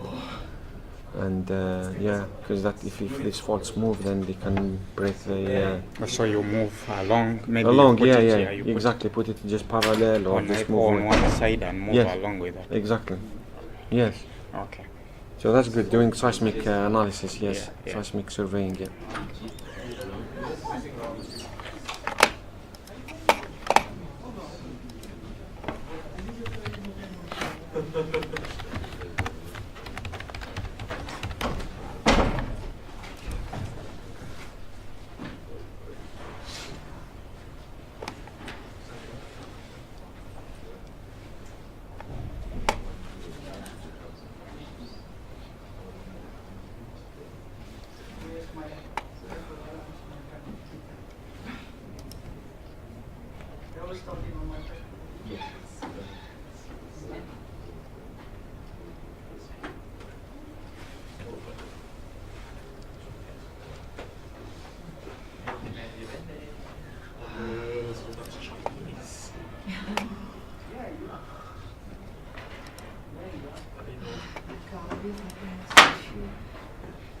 Where are you going?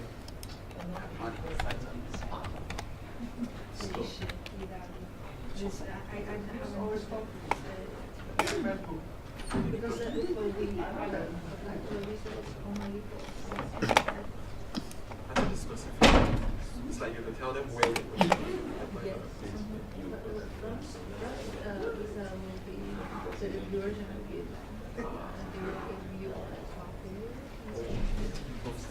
Francis walked Yes.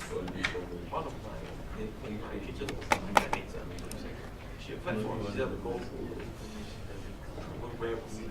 Things like only for 2 weeks or 3 weeks. The duration of the stay. Yeah, checking the staff.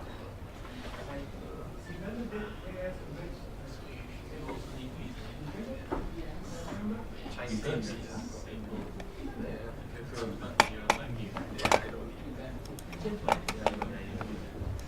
Singapore.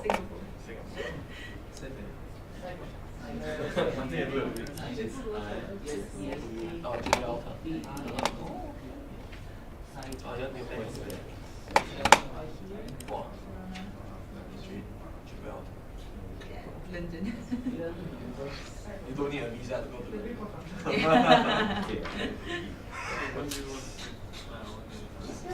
Yeah, you already got time now.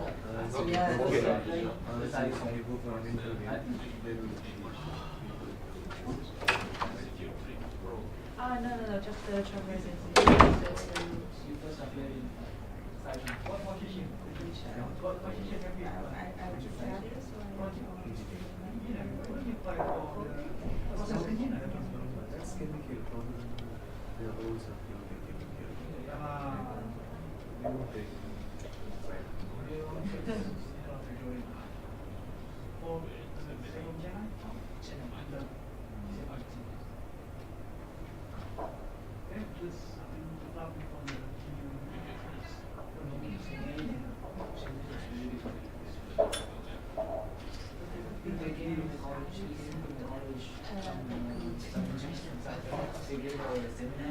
more than will come after 4 years with this strong in basics. Will come as interesting. They told that somebody then.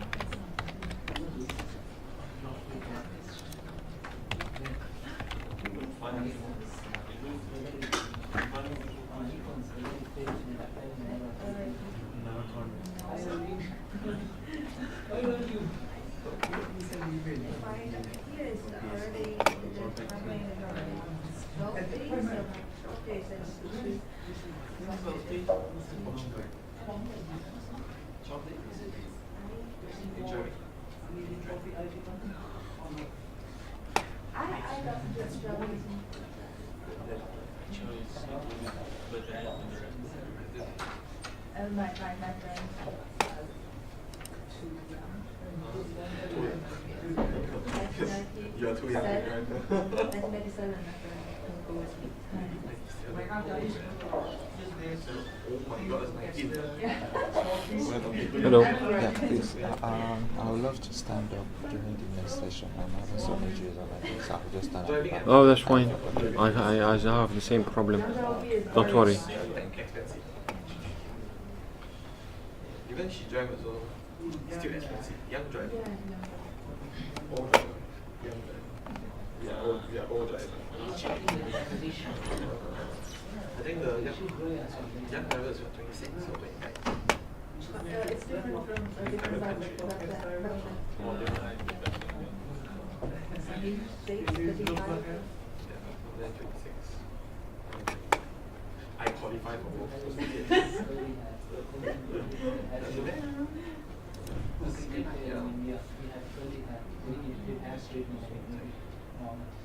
I would be not. Just a few cities. I've been to Paris. I just went to Barcelona in December. So basically, I covered Girona. I think go to Portugal. Yeah, because I was there like 5 days, 5-6 days. So one day, Barcelona, 2 or 3 days. So nice. So, where do you want to go? Isa. I'm thinking like either Croatia, Poland, or Czech.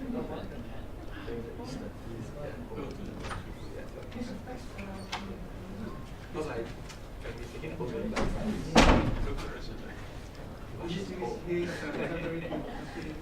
Next year I visit you in Canada. Where is Russia? This very big thing. Yes. It's close to Russia, it's China. But I put you in what that less Where is China? You miss China. Down here. You miss China. China is 中国. Oh my god, you're almost at Russian area. Yes. You're very close to Russia. You live there? Yeah. How do you go to see? No, there's another city over there. You're another Russian university. I've been. Oh, this damn cold. From Tashkent, but it's pretty close to Russia.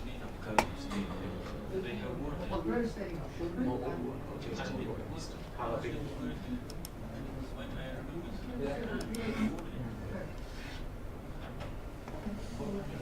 I just know it's very cold.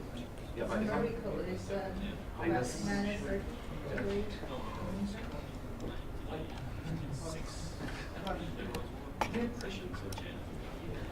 I don't know. she's too young. I haven't opened. I also don't know yet, so it's like I think there was there was people fighting over something. Like in all. Yes, the city is. I don't know how to say. Got it. There's one company on all CC International Media Group.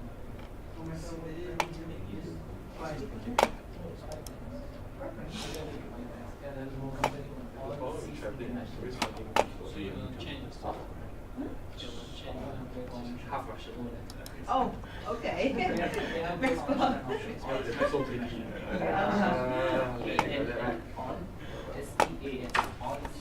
All suits.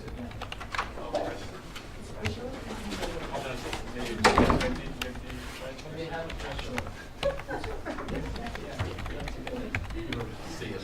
The Russian, they already they can't speak English. Oh, you should try it. You have your Russian. But there's no. Yes, there's Russian bar. There's many. You speak Russian. that's all it is. That's all supplying. There is none. Even in the oil price is high.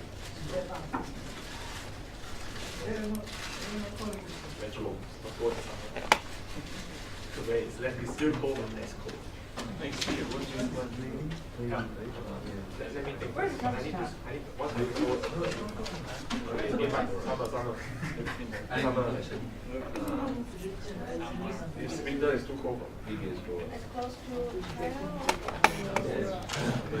Close to you.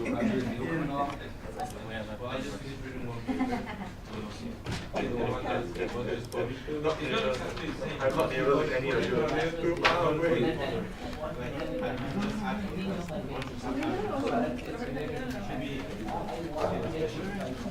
That's only minimum taking out. There's no limit. Do you know? Which is good. I don't know which one. So you don't. I don't know where is it. You may as well do it. He's waiting for you. I think He's really big. this box only 70. It's a lot bigger than the box. 20 months. I'm close to China. This is good. So he's not nearer to you. That's because I was yesterday because There are too many countries bordering. I know why my friends say you Chinese because you look very like people from Sweden. Yeah. It's on my computer.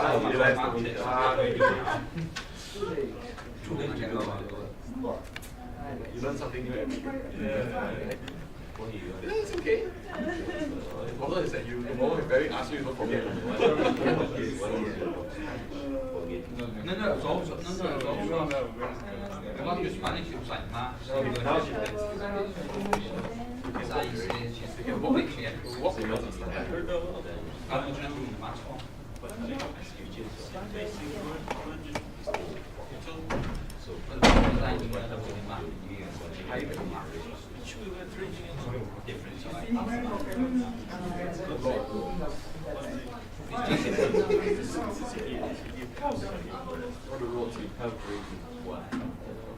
She's neighbor in North Korea.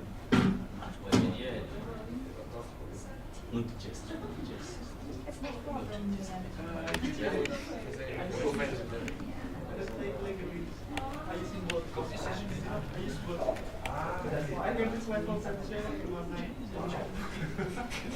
you know where Singapore is? You know, then we can't eat it. It's close to China. I don't know. We are next door. It's about the same distance as Kazakhstan, but we are so small. Where is China? Where is China? China is so big you cannot find it. Here. Where is Japan? Let me see if I can find it.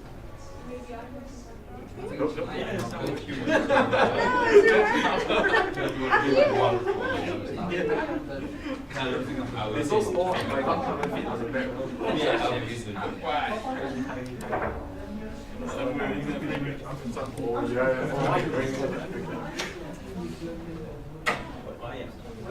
Someday I would show it. Might do it. Let me know.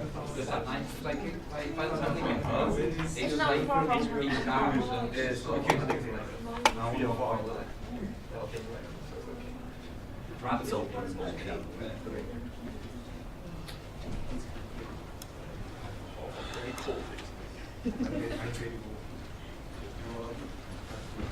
Sweat a lot.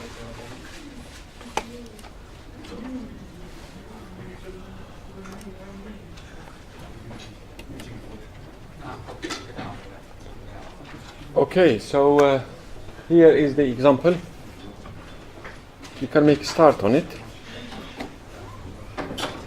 I give you 15 minutes, 20 minutes to go through it in your own time, and then I'll show you the answers later on.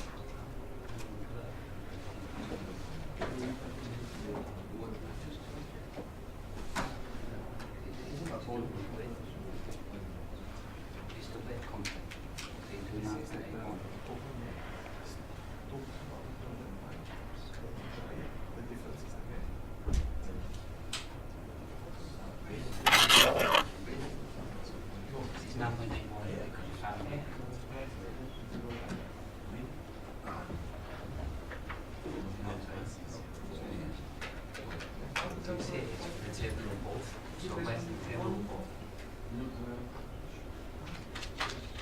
Which is standing.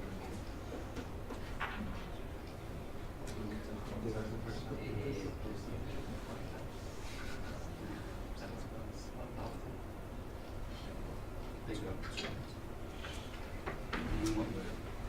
it's literally what you just found times by 9.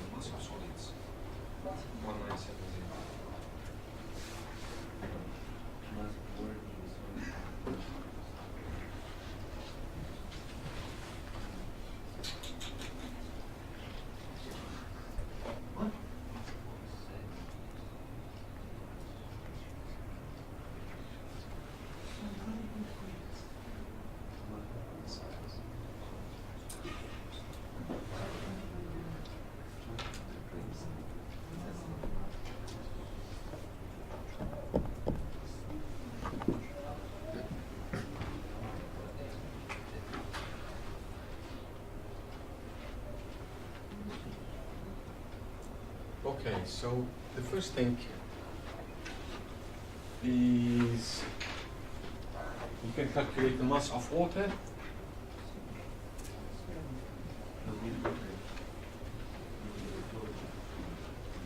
Mass of water equals total mass minus mass of solids.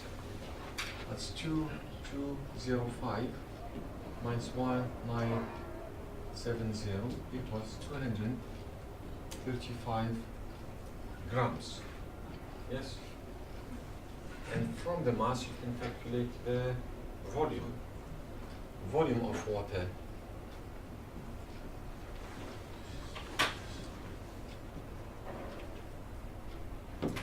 So VW equals, because we know that the density equals mass divided by volume, so volume equals mass of water divided density of water. 235 grams divided by 1 gram per centimeter cube. Yeah, that's the density of water, because we are using gram centimeter cube. That's gram, and you get 235 centimeter cubed. Okay? Then we can calculate the volume of solids.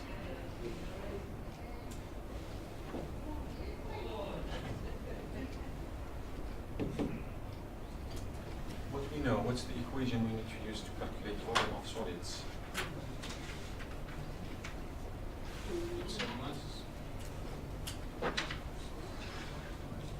Can use the GS equals GS. equals mass of solids divided by density of water times volume of solids. solids. Is that the equation? Yes. Yes. So from here we can calculate the volume of solids equals mass of solids divided by Density of water. GS times density of water. Okay, so VS equals 1970 divided 2.65 times 1. And the volume is 743.4 centimeter cubed. Okay, so we know the volume of solids, we know the volume of water. We can calculate the volume of air, if there is any air. Volume of air.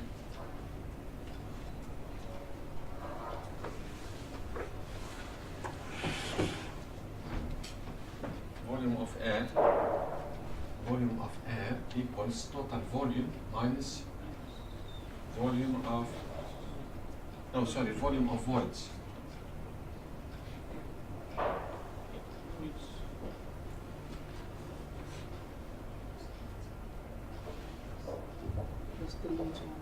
Sorry? Volume of void is total volume minus the volume of water. Yeah, volume of voids, yes. So volume of voids equals total volume minus volume of solids.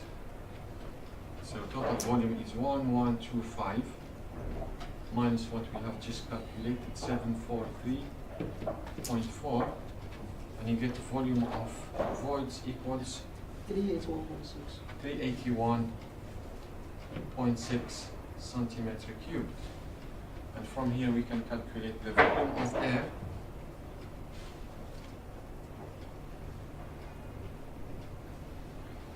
Volume of air equals volume of voids minus volume of water. Yeah? Volume of air equals, because the volume of voids is volume of water plus volume. So that is equal 381.6 minus volume of water, 235. And you get volume of air equals 261? 146.6 centimeter cubed. And that's it, because now you have created almost created the phase diagram for this soil sample. So starting with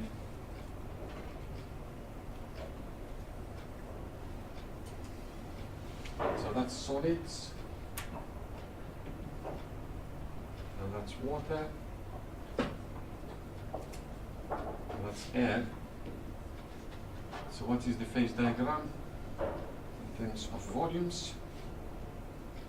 So that's volumes here. Here we have mass. That's 0 mass of air equals 0. And the mass of water equals 235 grams. Volume of water equals 235 centimeter cube. Volume of solids equals 743.4 centimeter cube. And the volume of air equals 146.6 centimeter cube. And finally, the mass of solids equals 1970 grams. So this is your phase diagram for this soil sample.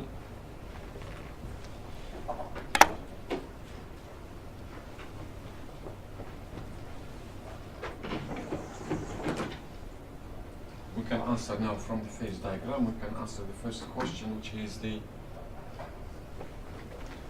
first question. Okay, the bulk density.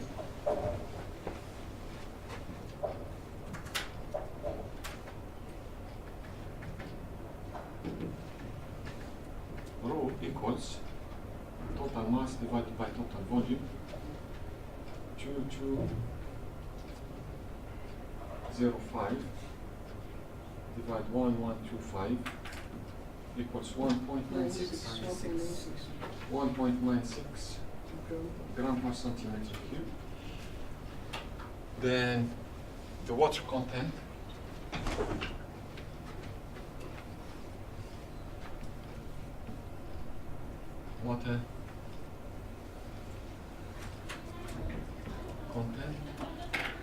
W equals mass of water divided by mass of solids. 235 divided by 1970. mass of solids is 7. 1970. Oh, sorry, 1970. That's equal 0.11. Yes? 11%? 0.1? 9. 0.9. Okay, so that's 11.9. Then the void ratio.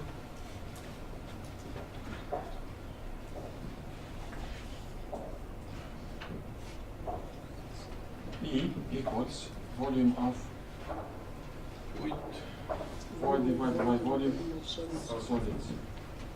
Volume of voids is 381.6 divided by the volume of solids 7473.4, and it's 0.51.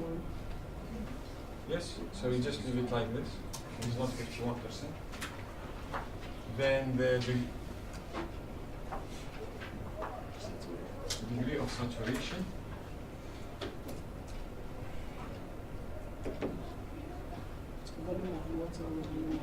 So SR equals volume of water divided by volume of voids.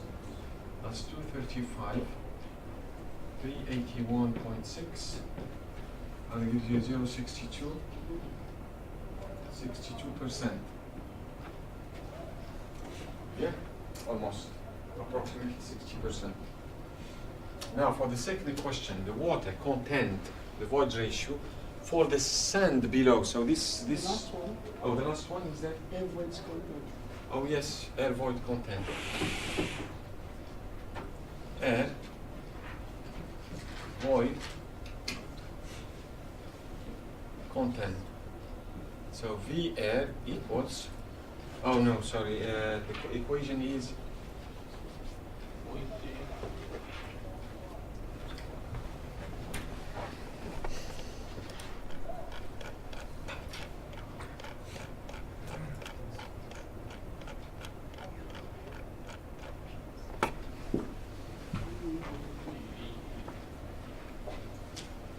air content equals E times 1 minus SR divided by 1 plus E.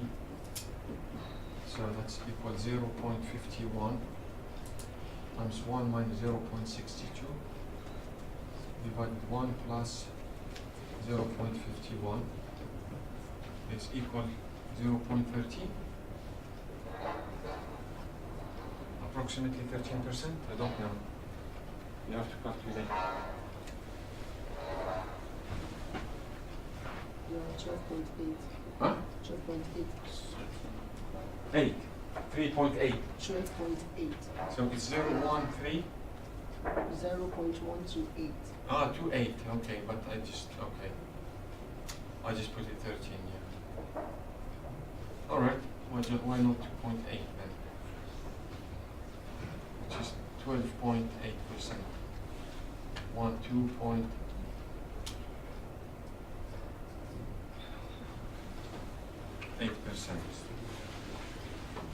It depends, okay?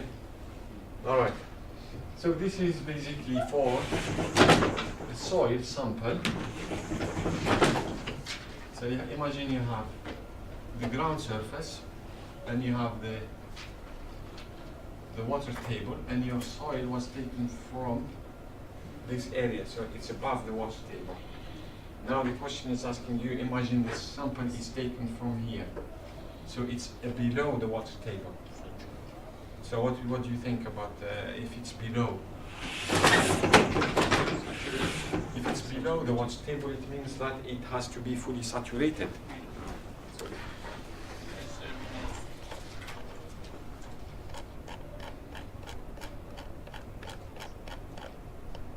Okay, so for the sand below the water table, so what does it mean fully saturated? It means, so this air phase doesn't exist. Now this air phase is replaced by water, so all this is water now. So this volume of air plus volume of water is going to be in our new volume of water, because there is no air. Okay? So that's easy then. The new water content, okay, new water content, it will be mass of water divided by mass of solids. So that's our new water content equals mass of water, that's the previous water, which is 235, plus the mass of air, which is 146.6, divided by 1970, and you get a percentage of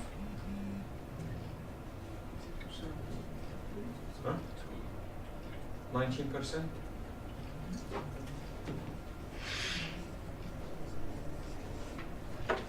So, because the water, the sample is below the water, so it has to be more. You expect to have more water in the. So 19%, yeah. Okay. The last one is the saturated density. Saturated density, yeah. G The saturated density. Rho S equals. GS correct. Because it's saturated is GS plus E Yeah. divided by 1 plus E times density of rho what? Excuse me, sir. Are we using volume to calculate mass for the, because when we're using here is volume. But density is 1. So, okay. Density is 1. Yeah, for water is 1. So you multiply the volume by 1, you get mass. Yeah, same value. Yeah, here. Density of water equals 1 gram per centimeter cube. Divide by 1, multiply by 1, you get the same value. So here it's 2. Are you sure it's this equation? Yes. Saturated density. Yes. Oh yes, that's correct.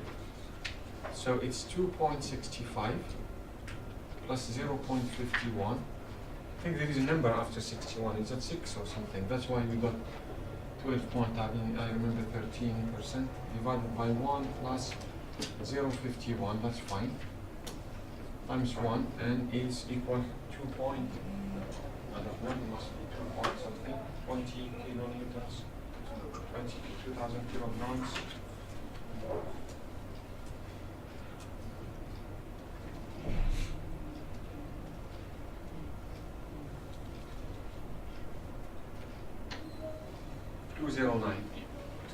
Two 0.9. That is gram per centimeter cube.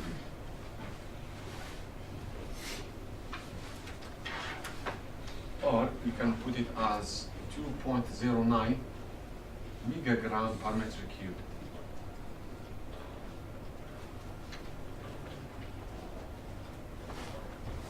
Okay. So that's the solution of this problem. So you have all the values which can be used later on to calculate stresses and so on. Okay. All right. Have you finished taking these notes? Yes. Yeah, just take the picture. All right.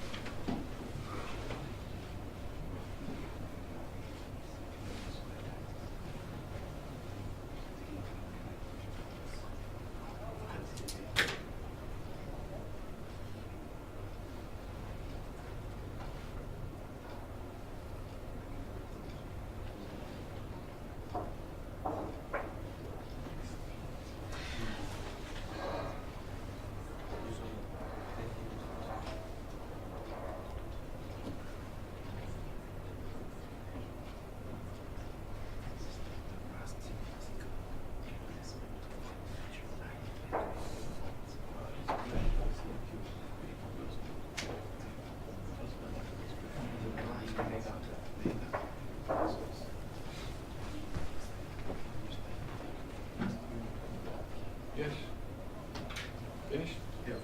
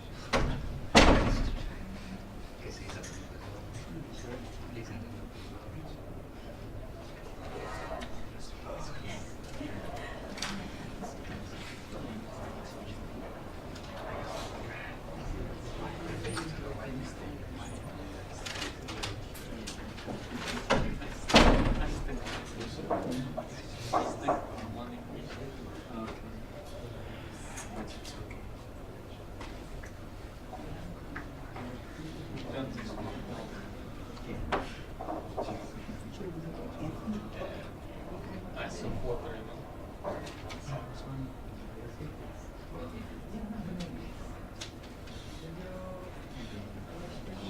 what is it for you? 112%.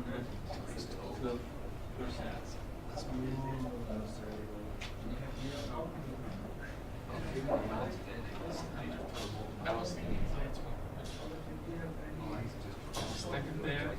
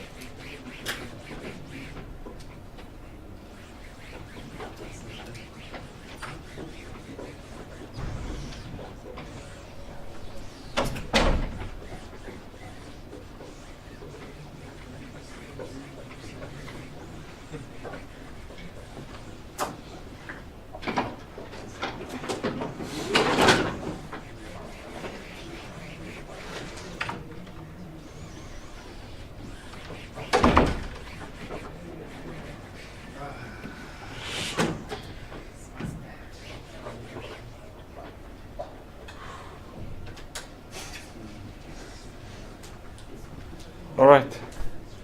Okay, so we finished with this topic. Next one is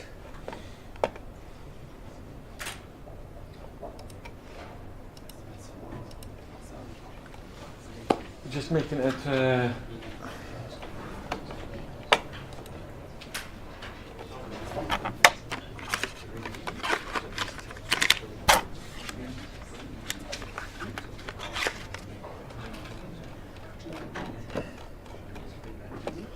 just very briefly go through the permeability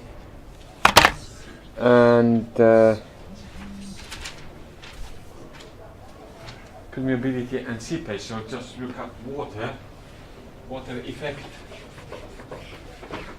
in the ground.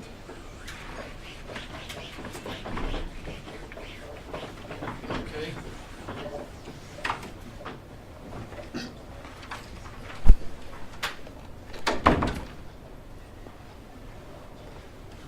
So the question is, why do we study flow of water through porous material like soils and rocks?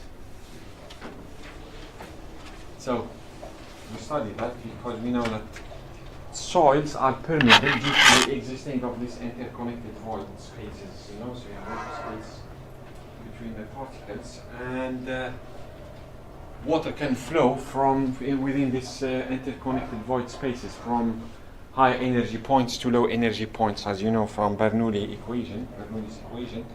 So water can flow from high energy points to low energy points.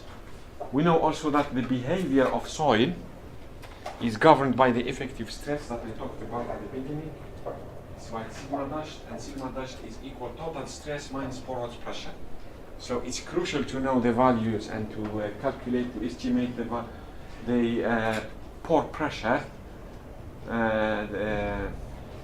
values in order to calculate correctly the effective stress, and then from that you can have an idea about soil behavior.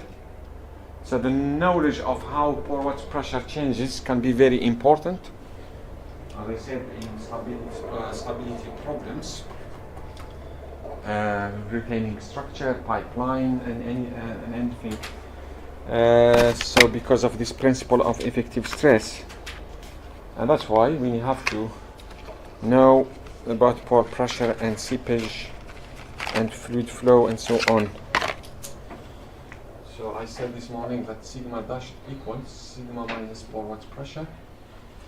This is porous pressure. So in order to calculate the effective stress, you need to know about the porous pressure. So from fluid mechanics, we know that according to Bernoulli's equation, I know you have come across this equation. You know, it tells you that total head equals pressure head plus velocity head plus elevation head. And that's why energy travels from high energy points to low energy. H is the energy basically. Okay. Okay, so we have three energy terms here, 1, 2, 3, and we are going to use this equation in soil mechanics. So which are the terms that we can keep, which one we can drop, and which one are important, which are not important. Don't forget this equation is provided for pure fluid mechanics. It's not soil with interconnected voids, with flow between the voids. This is for pure fluid mechanics. So which are the terms we can take and borrow and use it in soil mechanics? So the first one is because we are interested in the porous pressure. So that's porous pressure. This has to stay. Second term tells you about the velocity of water. Is the speed of water in the interconnected void very high? No, because permeability is very low. And then you square it, this value, this term will be very small. So we can drop this term. And we keep the elevation head. So our transformed Bernoulli equation basically that we are going to borrow and use in soil mechanics is just pressure head plus elevation head. And that's what we have to adopt basically in our calculations when we calculate porous pressure. So how can we apply? We can apply this equation, the simplified equation in solid mechanics. I'll show you, and then we move on later on to introduce other physical properties, like permeability is important. So here, I have this case where you have, it should be impermeable, so water cannot flow in this stratum. Okay, and then we have a static water table. So the level of water is here, the ground surface is here, and then we are interested to know what is the energy at that point, what's the energy at that point. H, according to Bernoulli's equation, or the simplified. So we want to calculate H in those 2 points. So H at point A equals pressure at point A divided by the unit weight of water. Unit weight of water equals 10 kilonewton per meter cubed, and then plus elevation head. All you have to do is to specify what we mean. Where is this elevation head? It's a datum. It's a reference line that you have to locate for a static calculation. Let's first assume that our datum or our reference line is at the top of this yellow layer. Okay? Just we assume, and then we change it later on. So now our datum is at this level, top of this impermeable layer.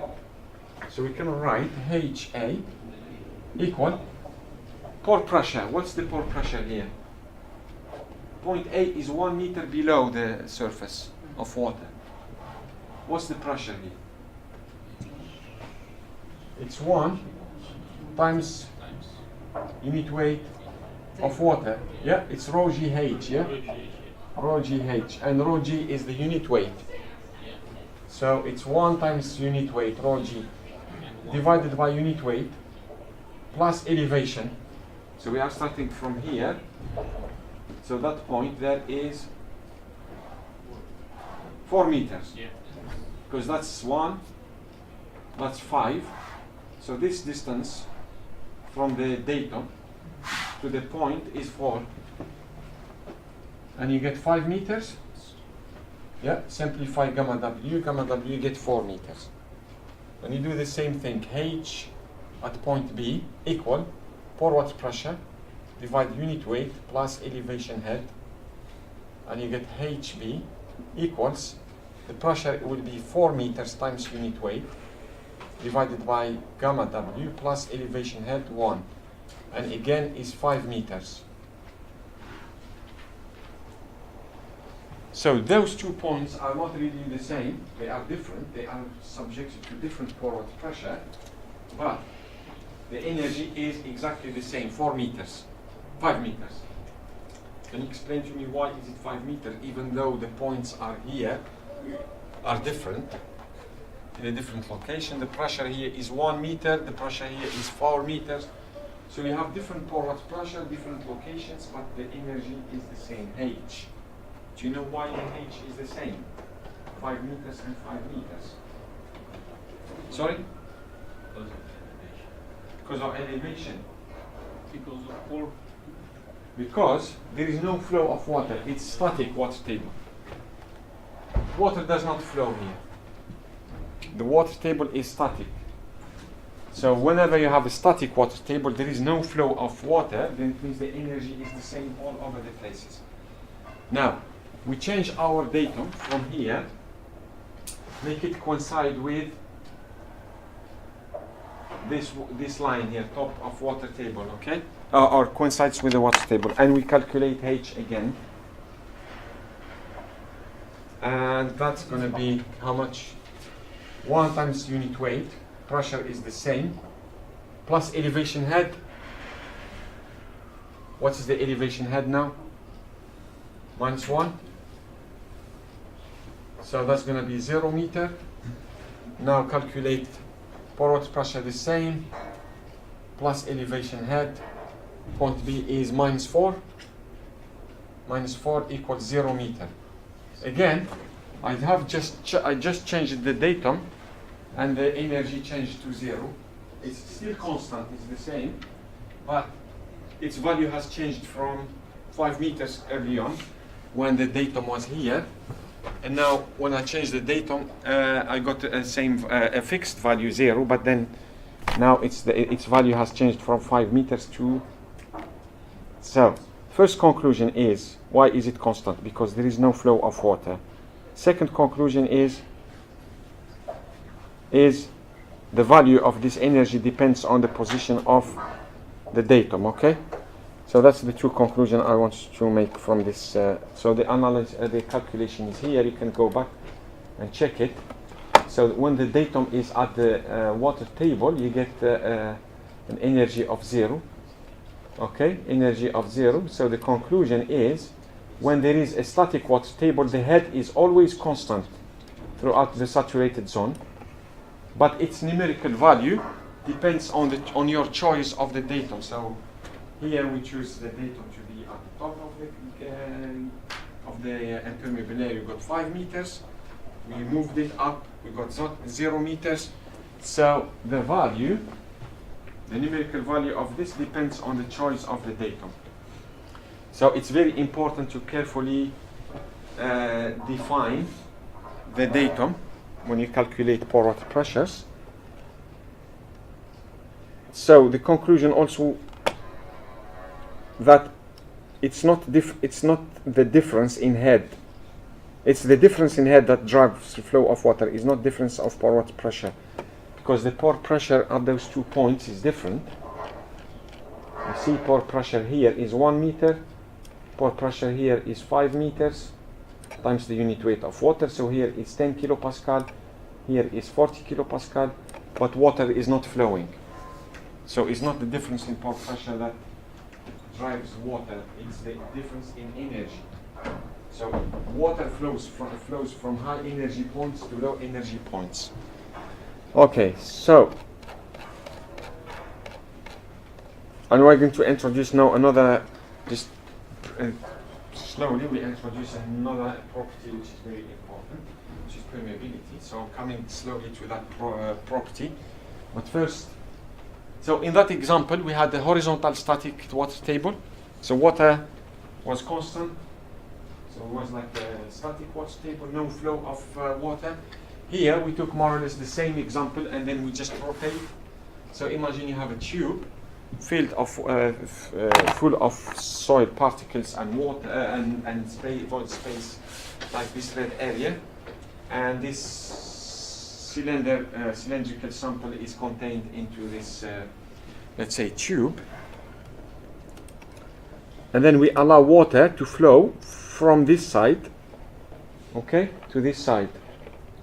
And we use the simplified Bernoulli's equation and to see what's happening here. So what you can see on this side, that's point A, that's again our 2 points. Point A, and this is point B, placed at the center of the cylinder. What we have done here is we placed something called piezometers. Okay, that's another piezometer. Alright, and then what we allow water to flow in this direction. So you see, and our datum is placed at this level. So from the datum up to the point A, that is called elevation head. And then whatever we are going to read in the piezometer, or this sometimes called standpipes. So this value here is the pressure head. So it's the pressure divided by unit weight. So this value here is the pressure head, which we read in the piezometer. This is the elevation head. We add them together and we get the energy available at point A. We do the same thing on this side, point B. So from the datum to point B is the elevation, and whatever we read in the piezometer, that will be the pressure head. We add them together and we get the energy at point B. And you can very clearly see that from this diagram, that the energy at point A is higher than the energy at point B. And this is what we call head loss. That's the difference between point A and point B in terms of energy. And that's delta H is going to force water to flow in that, force water to flow in the tube. So that's the difference, delta H, which is HA, minus HB will force water to travel, or to force water, because we have difference in energy here between 2 points. So delta H, what are the units of delta H? Meters. Now imagine we divide delta H by this distance here between point A and B, which is that's the distance over which this head loss takes place. So delta H, you divide delta H divided by L. That's the distance. We get something known in fluid mechanics as hydraulic gradient.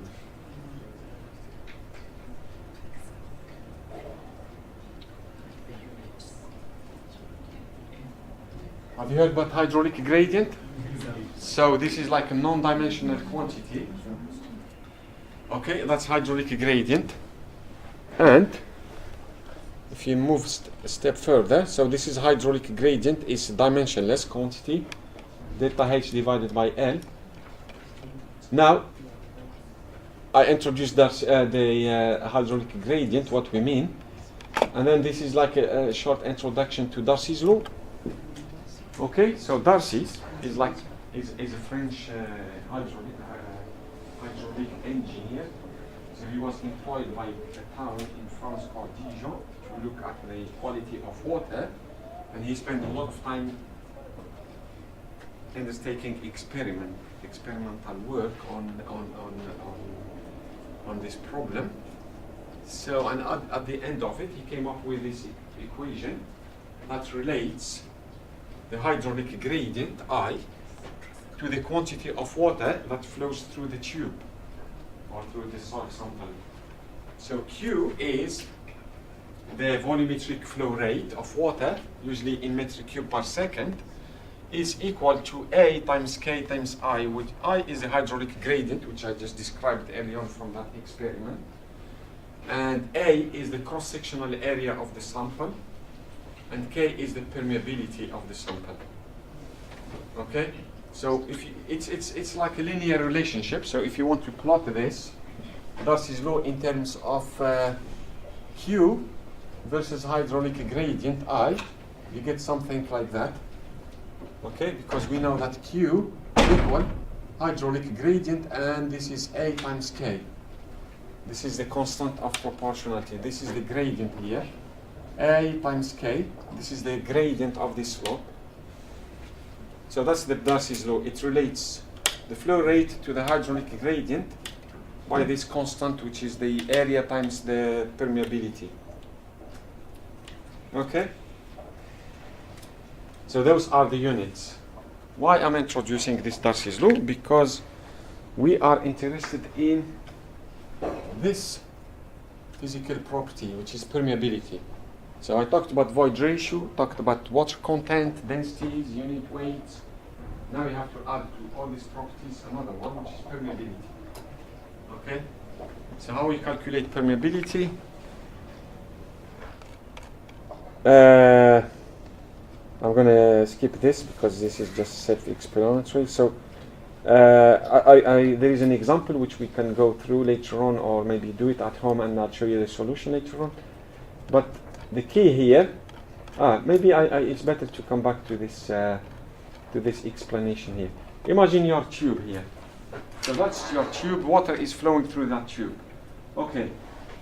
Inside the tube, you have soil. So you have soil inside the tube. So that's the tube. And inside the tube, you have soil particles.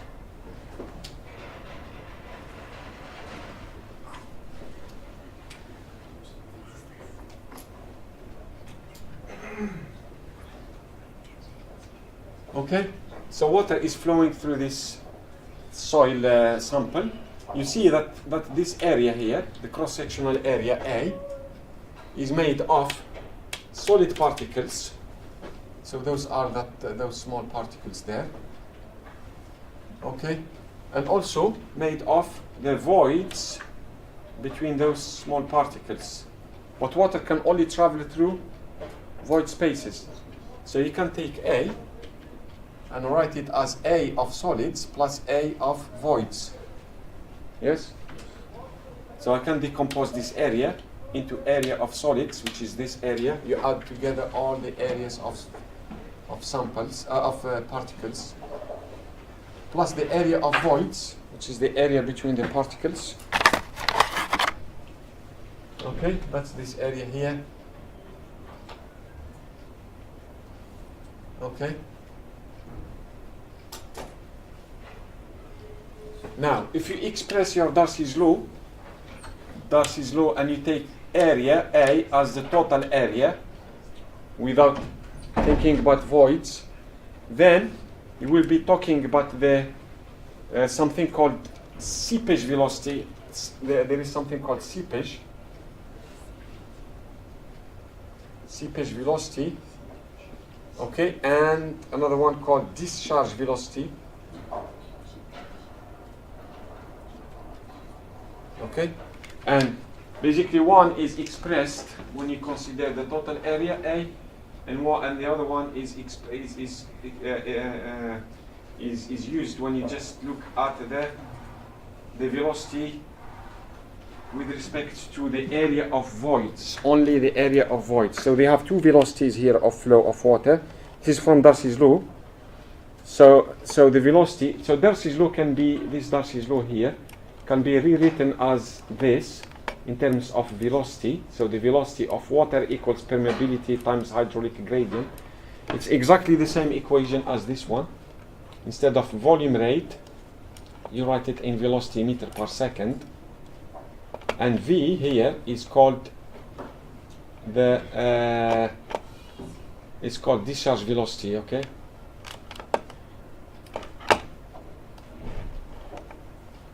Discharge velocity means that we consider the area as A and water flows through the cross-sectional area A, voids plus particles. Now, if you consider just the area of solids, okay, then we will be talking about seepage velocity, but that's what is known in soil mechanics, seepage velocity. It's the velocity of water flowing through the voids. And the two can be related, okay, if you know the porosity. So the velocity, seepage velocity equals discharge velocity divided by porosity. If you know the one, you can calculate the other, okay? So it just tells you that you have to think about it in terms of solid and voids, not always. It's not like single area of through which water can percolate. Okay, so we have two velocities, seepage and discharge. That's not the point, but that's just was good to highlight. Now, that's our key physical property, and how are we going to define it? How are we going to obtain that? So it's based on Darcy's law. That's why we introduced it.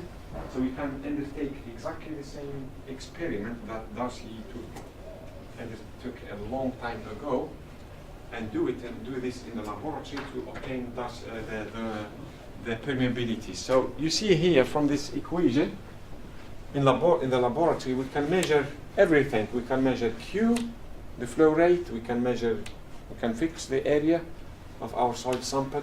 We can measure hydraulic gradient. So by just getting this data, we can rearrange the equation to get access the estimated permeability. And this can be done in two standard laboratory tests. The first one is called a constant head test. This is the test called constant head, and this is called falling head. Those two experiments can be carried out in the laboratory to estimate the permeability. The first one, the constant head, is more suitable for coarse grained soils like sand. This one is more suitable for fine grained sand like clays. Okay. Can you see first of all at this constant head test? And you tell me if it's similar to Darcy's law, and why is it similar to Darcy's experiment? Gradient across two different points of the sample. Yes, so here you can, this chamber encloses the sample. You see that you have those 2 points. So we can measure. You see those 2 standpipes. So we can measure the pressure at those 2 points. We know the distance between those 2 points, so we can divide delta H divided by L to get the hydraulic gradient.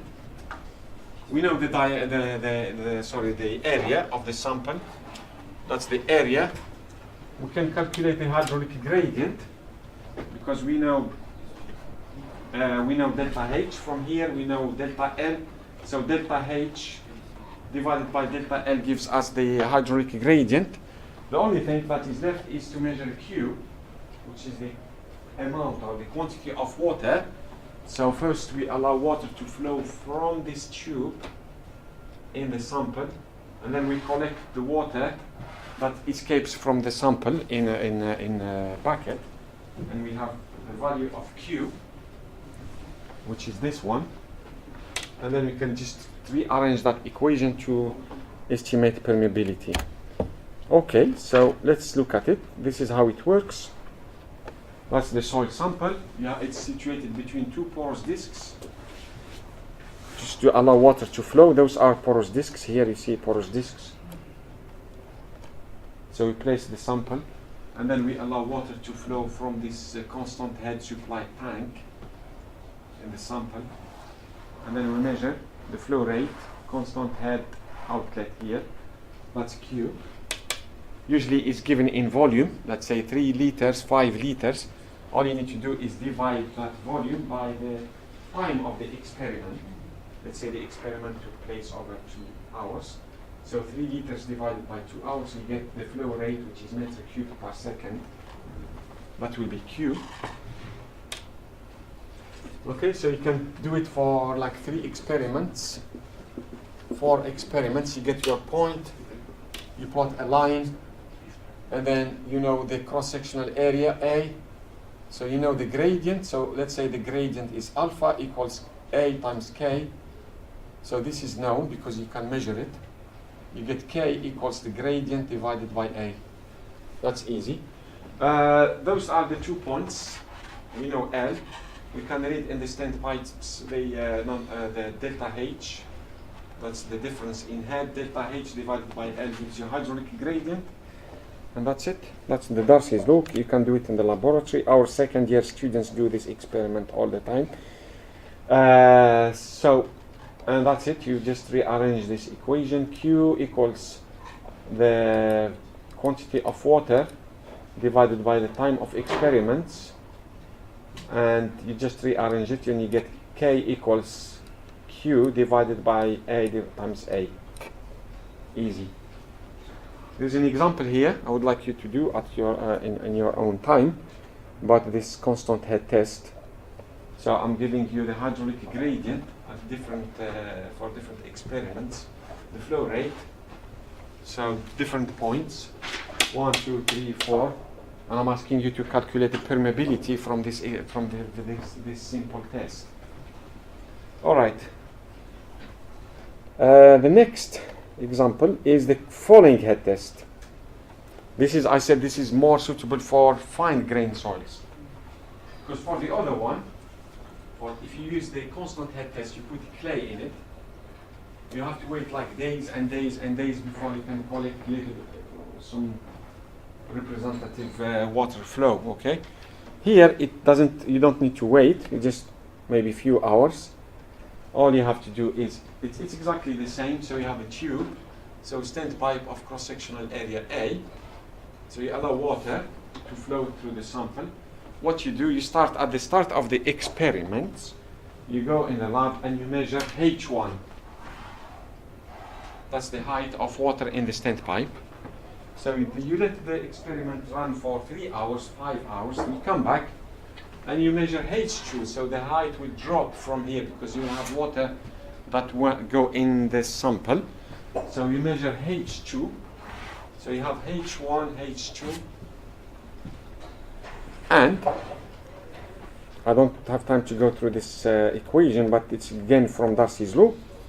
You can relate the permeability to H1 and H2 That's log 10 of H1, H2.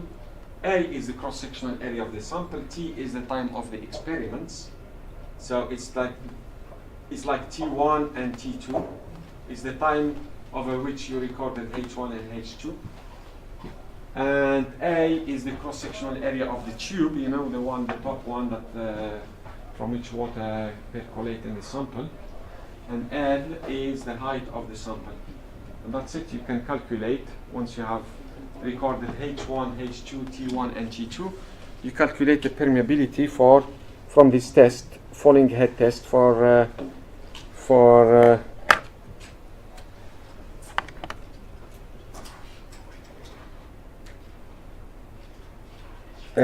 so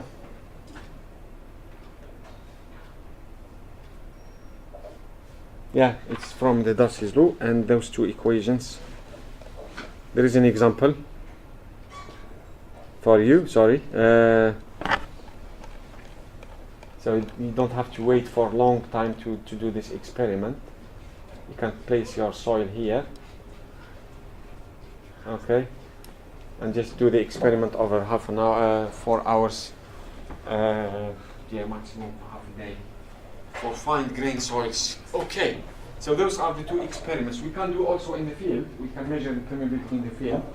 This is called pumping out test. It's more expensive. Okay. So there's an example. So what is the typical range of permeabilities? So you see here, shows you that the soil exhibit a very wide range of permeabilities, starting from 1 meter per second, that could be a gravel, a lot of void spaces between the particles, water can flow very fast. And then you have clean sand, permeability, sand, gravel between 10-1, 10-4 meter per second. Then you start to move to desiccated and fissured clays with fissures. So as you increase the number of fissures or reduce them, the permeability start to reduce, -6, -7. This is unfissured clays, and clays here goes up to -10.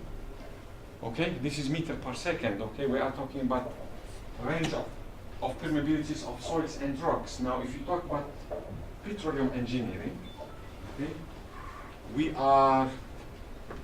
you can go here, -21, -22 meter per second. This is like, it's a rock that is buried at 2 kilometers, 3 kilometers, 5 kilometers. So the permeability is very, very low. Okay, we have a different unit called nanodarcy, which is 10-12 meter per second.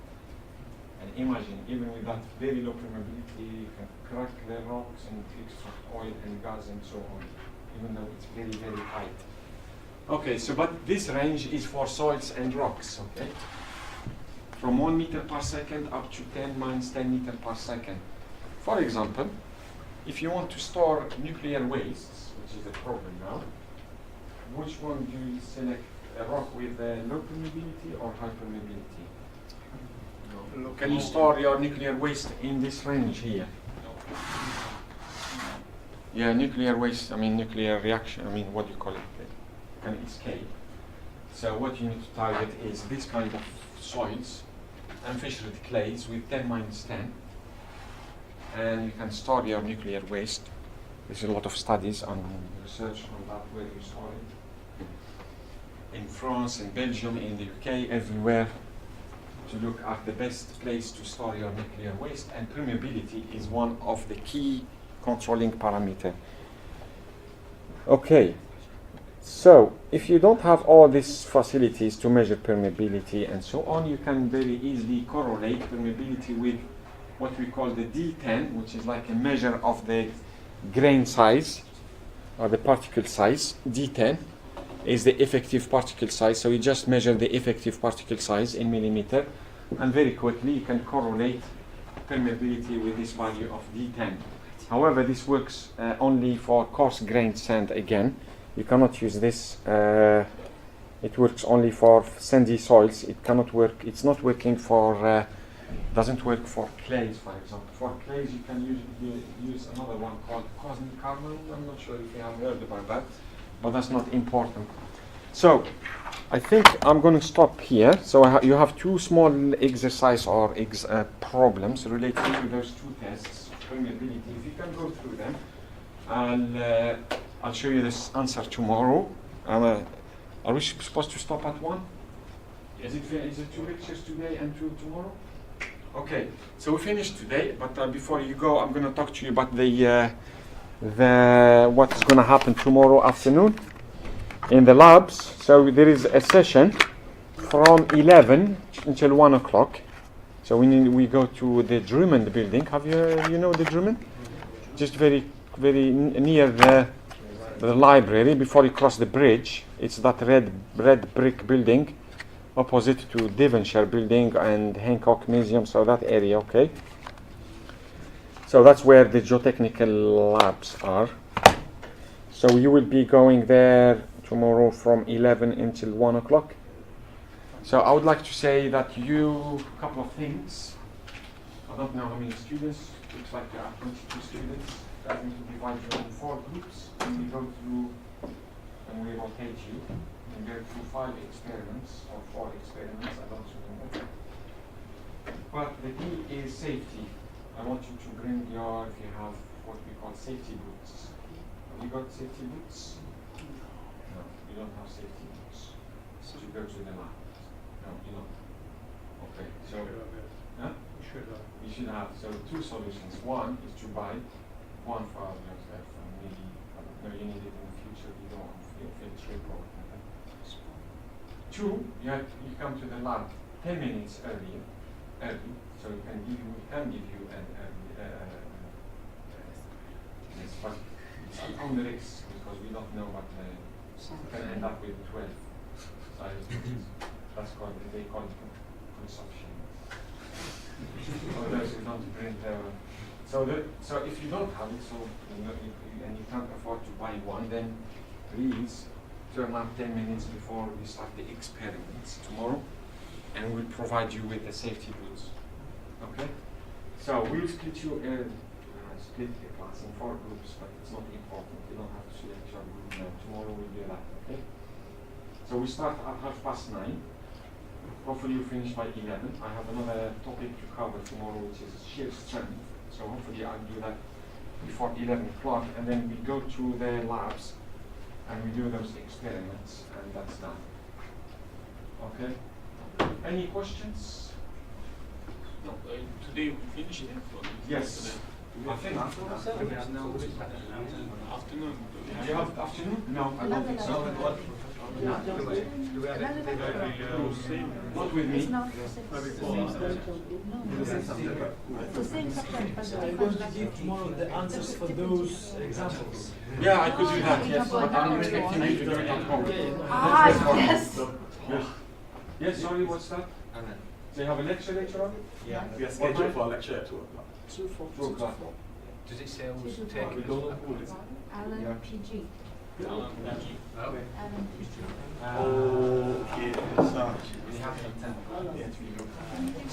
I can't tell you now. Sorry. One of these experiments, Yes. the one that we're using the clay for, they find the falling egg. Yes. Yeah, is the water that is present in the clay not going to have any effect on the experiment? Or the clay is a dry clay? No, they have to be saturated. Doesn't matter. We are measuring the permeability. Sorry, I'll just find something and I'll answer you. Okay, that's because I don't want to say something wrong to the students. This is a timetable. Okay, so this is a timetable. Okay, that was sent to me by the module leader. So I have covered this one. Hopefully. Then you have lunch break, so I'm giving you like 15 minutes. And you have Peter Allen later on.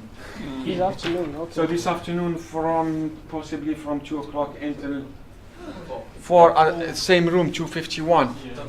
And I'll see you tomorrow at 9:30. We do that, and then we go to the lab. Okay? So your question was? Yeah, I was saying if the water that is present in the clay is not going to have an effect on the experiment. No. Of course, we have to circulate water through the sample and see how fast it circulates. And that's the permeability, because it's like meter per second, it's like speed. So it doesn't have any effect, no.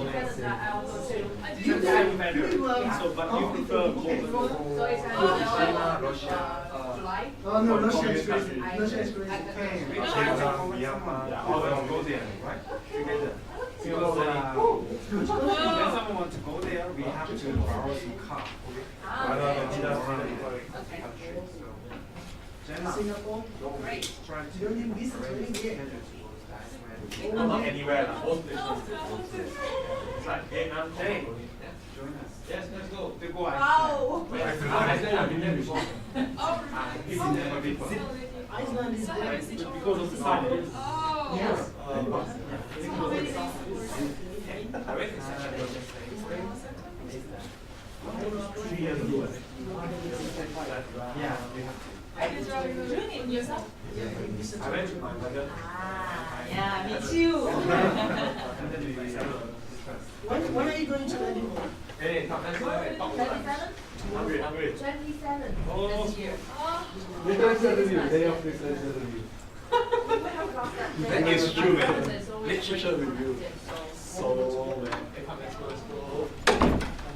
Richard Simon, have you met who wants to go to the Iceland? No. They say this busy to watch the Or risk assessment, So you send an email? safety assessment. I guess Send an email. Say in it's the middle gonna of the be Easter. this week and I didn't 3 or 4 days is not start to see the at country. the beginning of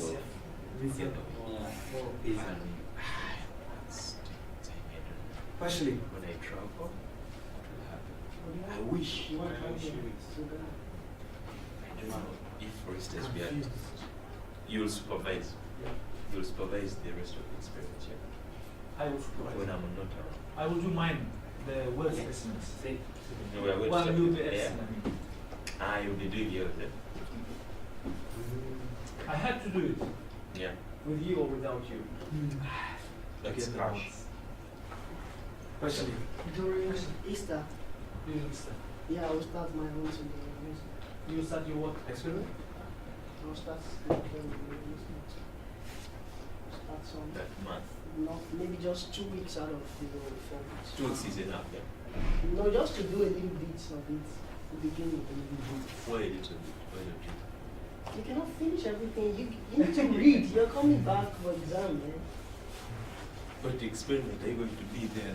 You're going to be in the lab from morning to from 9 to 5. But it depends on the lab. It It depends. depends. No, For no, us, it depends on the experiment. it depends on the experiment. Yeah, I maybe know the there is experiment. visual I got it observation. observing the, you have the- the For us, it's formation just rate. fatigue. So after First it it's fractures, we need to go and see. And you don't. Oh, okay. Well, You just But wait. put it and you leave it. Yeah, for 1-2 let me days. ask. Wow. is on. Oh my Yeah. God. And you come back Yeah. and you see Theory. and you When it measure. fractures, does the computer automatically capture the number of cycles? At that point, So that I had that's the what same I want to question. know. It has to. It has No. to. Because it might still going Yeah. and Because you cannot use your hands to be counting. No, what we are saying, no, of course it's counting no, the number you of didn't understand cycles. it. You didn't understand It's it. counting the number of cycles. But once When it cracks, oh no, Fractures. It should fractures. stop. I think it should stop. No, It doesn't stop. maybe not because I don't know. So that How means does you it probably know? need to be there. How does it know? Yeah. How does it know that it fractured? Computer is not designed that way. Are you going on? Yeah, Yeah, you you know don't. that's Time what is going. Put on my jacket. Come on. Okay. Time is precious. You're Time going is to precious. into No. Funky. Funky. Funky. Very. Not on the street.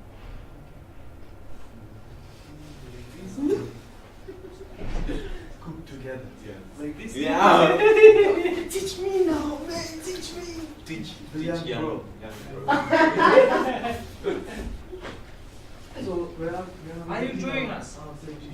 Moses has No, I got a safety shoe. You will be 15 minutes earlier. Was I it? will definitely know. I No, got a where safety can shoe. we buy from? Are we? In a Granger Market. Very close. Like from here. Granger Market. Have I booked? You know, do you remember No, last time Helen said in the first day? Any shops that You sell can buy Nigerian Granger food? Market. Yeah. But I'm more than It's sure that easy. you'll be in 15 minutes in advance and you will take And it what- first. 3 sweet potato there. I have shoes like this, so it might be okay for safety. So it's not safe. It should be okay for safety. Nothing is going to hit me. But risk assessment, very important. Safety is in. Mate, let's go. Richard is very slow.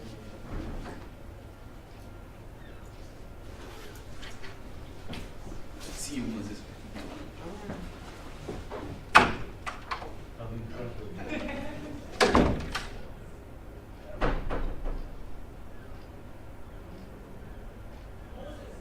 Yeah.